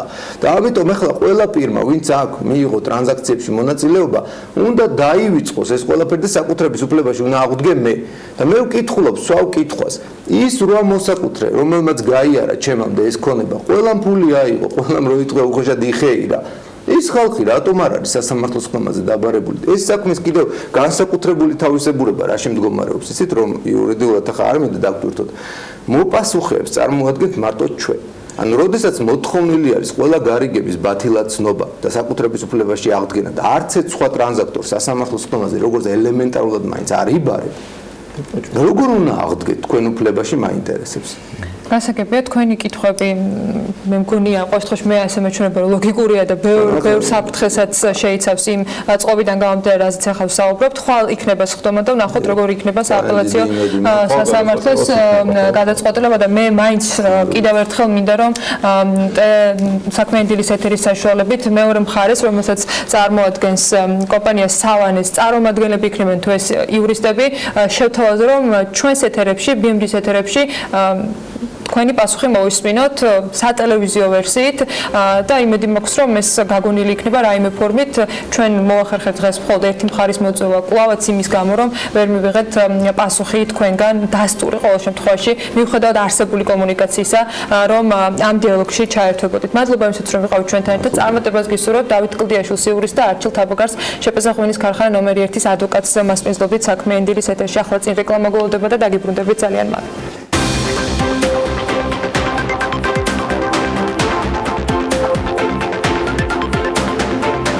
საშვებულება სეზონზე მათთვის, ვინც სოფლისკენ მიწევს და გული მიუწევს, გრილ გარემოსთან ერთად ყველა ზამთრისთვის მომარაგებული ტკბილეულის მზადების გემრიელი პროცესი ახსენდება და ძალიან რომ გვინდოდეს, ყველა შესაძლოა ამას ვერც ვახერხებთ კიდეც, სწორედ მათთვის, ან სულაც მზამურებების მოყვარულებისათვის და არა მხოლოდ უკარგესი ამბები გვაქვს მოსაყორო, ნინო ზამბახიძე, ნათია ნინიკელაშვილ, სოფლიდან ჯის დამფუძნებელს მასპინძლობს საქმიანი დილის ბოლო ბლოკში. ნინო დილა მშვიდობისა. დილა მშვიდობისა, ანა, ბექა, მივესალმებით ჩვენ მაყურებელს. ჩვენ ეთერში არაერთხელ მithქვავს ის, რომ ძალიან დიდი გამოწვევის წინაშე დგანან ფერმერები, როდესაც ისინი აწარმოებენ პროდუქციას და მათთვის სარეალიზაციო ბაზარი პრინციპში ხელმიუწვდომელია, იქიდან გამომდინარე ძალიან ბევრ პრობლემას აწყდებიან სოფლიდან ჩამოიტანონ პროდუქტი ქალაქში. ფერმერთა სადისტრიბუციო კომპანია ამას ნაწილობრივ ეხმაურებოდა, თუმცა იქამდე ყველაფერი ბევრად ადრე დაიწყო ჩემო სტუმარმა ნათია ნინიკელაშვილმა, რომელიც არის სოფლიდან ჯის დამფუძნებელი.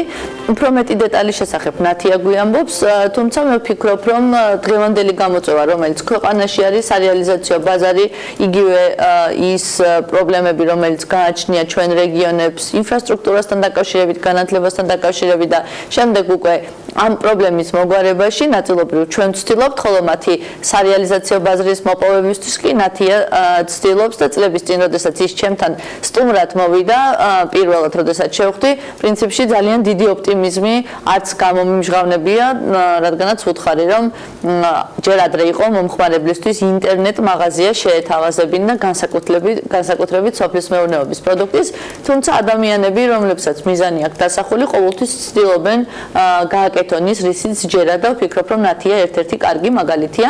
ნათია, მოგესალმები, ძალიან დიდი მადლობა ეთერში მოსვლისთვის. მე ძალიან მიყვარს და ვიცი ბევრი სოფლიდან ჯის შესახებ, თუმცა ორი სიტყვით მინდა რომ მაყურებელს მოუყვეთ რა არის ზოგადად სოფლიდან ჯის კონცეფცია და რა ახალი მიმართულებები გაქვთ დამატებული. მოგესალმებით, მადლობა მოწვევისთვის, მივესალმებით ჩვენს მაყურებელს. მოკლედ შევახსენებ ჩვენს მაყურებელს რა არის სოფლიდან ჯი, ამ შეხსენებას იმიტომ ვამბობ, რომ ბევრმა უკვე იცის მის შესახებ და ეს ძალიან მობედნიერებს.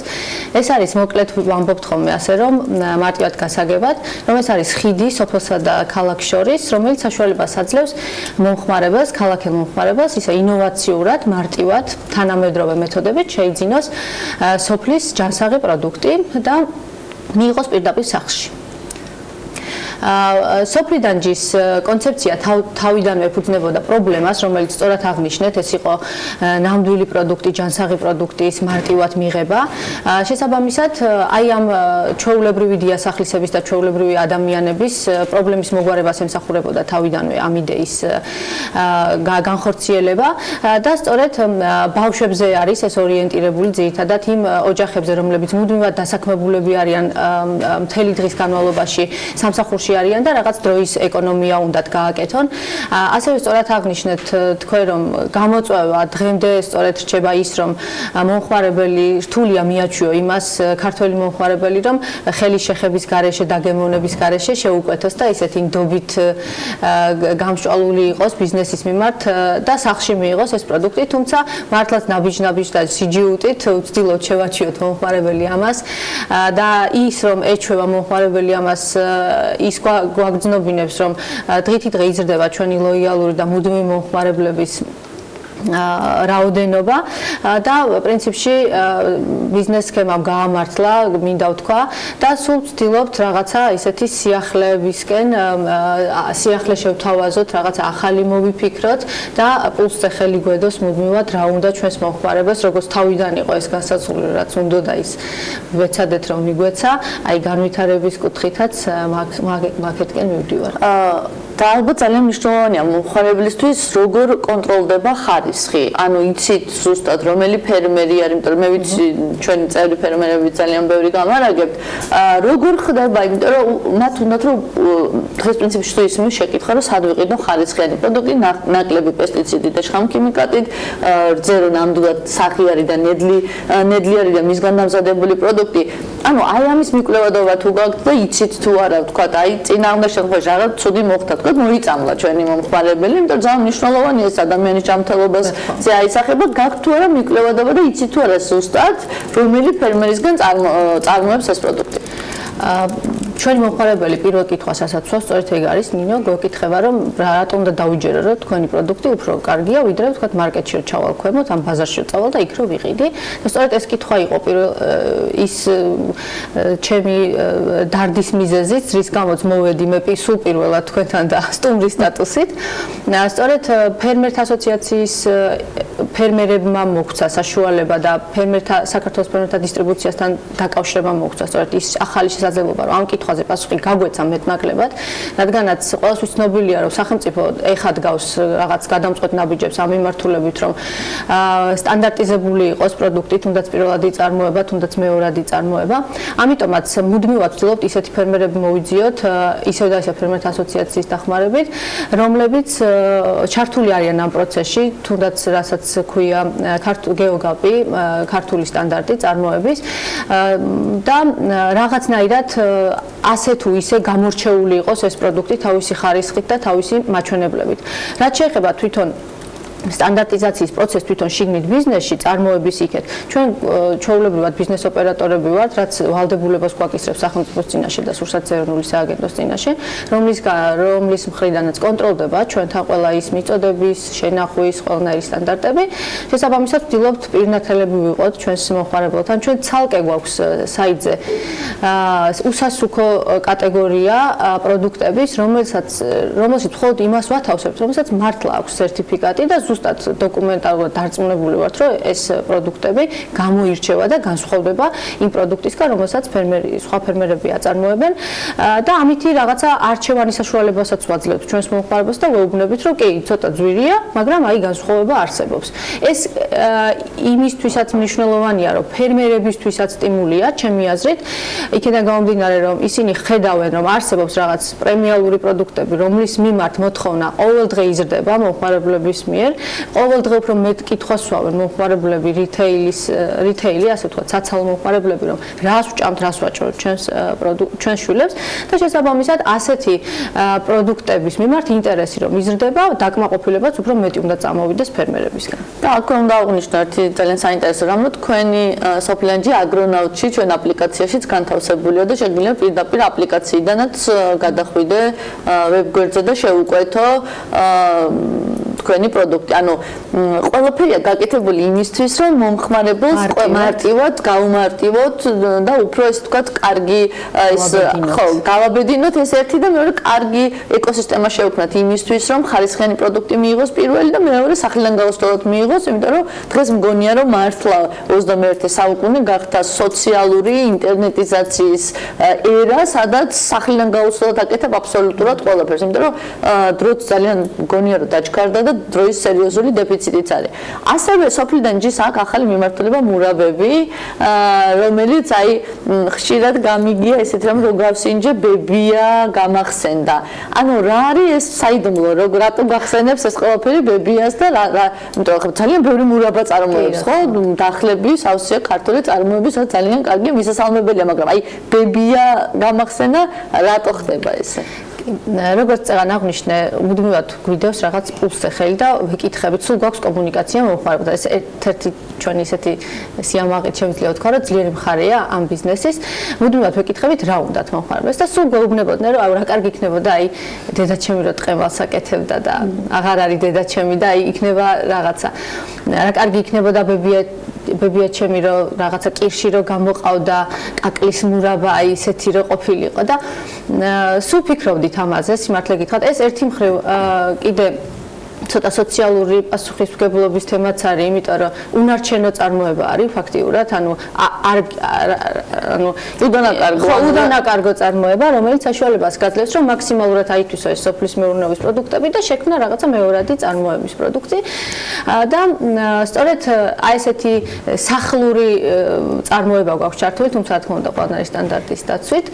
მოკლედ არ უნდა მომხმარებელს ჩვენ საიტზე არ უნდა მომხმარებელს რაღაც მასიური წარმოების პროდუქტი, უნდა ახლური ინდივიდუალურად თითქოს აი რა განსაცდელი ხო ჩემთვის არის პირადად აი ესეთი პროდუქტი და წელს უკვე მაქსურვისაც შევუსრულებთ და ეხლა ცოტა ისე ბებიები ვინახავთ ამ ზამთარში გამოვიჭრეთ ხო ჯერ არ გამოვიტანთ რა ჩვილო ჯერ არ შეიძლება ამისჭამა ხო და კიდე ერთ თემაზეც ვფიქრობთ რომ 2 წლის წინ ჩვენ პატარა მიწაზე ჩემი საკუთრება რაც არის სოფელში იქ მოვიყვანეთ ლობიო და ну აი ძალიან დიდი გამოხმაურება ქონდა ამას რომ აი ეს ნდობის ფაქტორი რაც აქვს მომხმარებელს ამ ბიზნესის მიმართ უკვე შენით მოყვანილი პროდუქტი რო არის კიდე უფრო მეტად შენს მიმართ ნდობით განაწყობს და ამიტომაც გვინდა რომ აი რამოდენიმე კულტურა მაინც ჩვენ მიწაზე მოყვანილი შევთავაზოთ და ეს იყოს დასაწყისი კიდევაც იმის რომ ჩვენი მეურნეობიდან მოხდეს მერე უკვე ამ ჩვენივე ბიზნესის მომარაგება და უფრო და უფრო დაშენდეს ამ ნდობაზე უფრო და უფრო კარგი რაღაცეები. ძალიან კარგია წარმატებას გისურვებ, თუმცა ვიცი რომ ბოლოსთვის გაქვს ძალიან საინტერესო შეთავაზება როგორც ჟურნალისტებისთვის, ესევე ბევრი პროფესიის მქონე ადამიანებისთვის, რომლებიც პრინციპში საქართველოს საქმეს აკეთებენ, ჩვენი ქვეყნის საქმეს აკეთებენ, ძალიან დაკავებულებიან და ძალიან მინდა რომ გააჟღერო. კი ბატონო, მე არ მიყვარს რაღაც რომელიმე პროფესიის გამორჩევა, იმიტომ რომ ვფიქრობ, რომ ყველა ადამიანი, რომელსაც საქართველოს ეკონომიკაში შეაქვს რაღაც წვლილი ნებისმიერი თავის პროფესიით და საქმიანობით, ძალიან დასაფასებელია. მაგრამ დღევანდელი ჩვენი გარემოდან გამომდინარე და გამოწვევებიდან და პრობლემებიდან გამომდინარე, მაინც მინდა გამოვყო რამოდენიმე ისეთი პროფესია, ჟურნალისტები, ექიმები, პოლიციელები, სამხედროები, რომლებიც ძალიან ისეთ რეჟიმში მუშაობენ, ძალიან დაძაბულ რეჟიმში და რაღაცნაირად ერთი თემა გვაერთიანებს, როგორც ყველას მით უმეტეს კიდევ ამ ადამიანებს ოკუპაციის თემა და უბრალოდ მინდოდა ეს დამეკავშირებინა ჩვენი როგორც ბიზნესის სოციალური პასუხისმგებლობასავით აგვეღო ჩვენ თავზე და მიგვეცა ამ ადამიანებისთვის მუდმივი ფასდაკლება, რომელიც ყოველთვის ექნება, სანამ სოფლიდან ჯი იარსებებს, მანამდე ექნებათ ამ ადამიანებს ეს ფასდაკლება, ეს არის 100% სანამ რუსეთი ოკუპანტია, რუსეთი რო გავაოკუპაციებს მხოლოდ მას მერე მოეხსნებათ ეს პრივილეგია 10%-იანი ფასდაკლება ნებისმიერი კალათის ღირებულების კალათზე და ერთი პატარა კოდი უნდა დაიმახსოვრონ ამ პროფესიის ადამიანებმა არა რუსეთს გადაბმულად უნდა დაწერონ პატარა ადგილი არის ეხლა ცოტა სატელევიზიო სივრცეში რთულია ამის მინიშნება მაგრამ საიტზე რომ შევლენ ძალიან მარტივად მიხვდებიან სადაც ჩაიწეროს ეს ფასდაკლების კოდი შეკვეთის განთავსების დროს არა რუსეთს ჩაწერენ და ექნება 10%-იანი ფასდაკლება მანამ სანამ რუსეთი ოკუპანტია გადავაკეთეთ ამ ფერმერებმა. კი, იმედია დიდხანს არ იმედი გავიტოვოთ, რომ 10%-იანი ფასდაკლება დიდი ხანი არ გექნებათ. თან ეს მე მგონი სპეციალურად არის, იმიტომ რომ 20-დან 10-ზე რო ჩამოვიდნენ, 20%-ის ოკუპაციიდან ჯერ 10-ზე რო ჩამოვიდნენ, გადაწიონ უკან საზღვრები და შემდეგ საერთოდ გავიდნენ საქართველოსთან უკეთესი იქნება. ძალიან კარგი ინიციატივაა, ვფიქრობ, იმ პროფესიის ადამიანების, რომელიც 24 საათიან რეჟიმში მუშაობენ, დაწყებული თქვენით, დამთავრებული მაშველებით, სამხედროებით, ექიმებით, ყველა იმ ადამიანებით, რომლებიც მართლა რეალურად ცდილობენ, რომ ჩვენი ქვეყნის ეკონომიკა განავითარონ და ჩვენი ქვეყანა გაანთავისუფლონ მძიმე მდგომარეობიდან. და სრულად გამორჩეული პროდუქტი მეიღონ სოფლიდან ჯი. მადლობა რომ ვიყავით ჩვენთან ერთად. ჩვენ გემშვიდობებით ნინო ზაბახიძესთან და ნათიანი ნიკელაშვილთან ერთად ხვალ დილის 8 საათზე შეხვდებით ერთმანეთს და ბედნიერ დღეს გისურვებთ.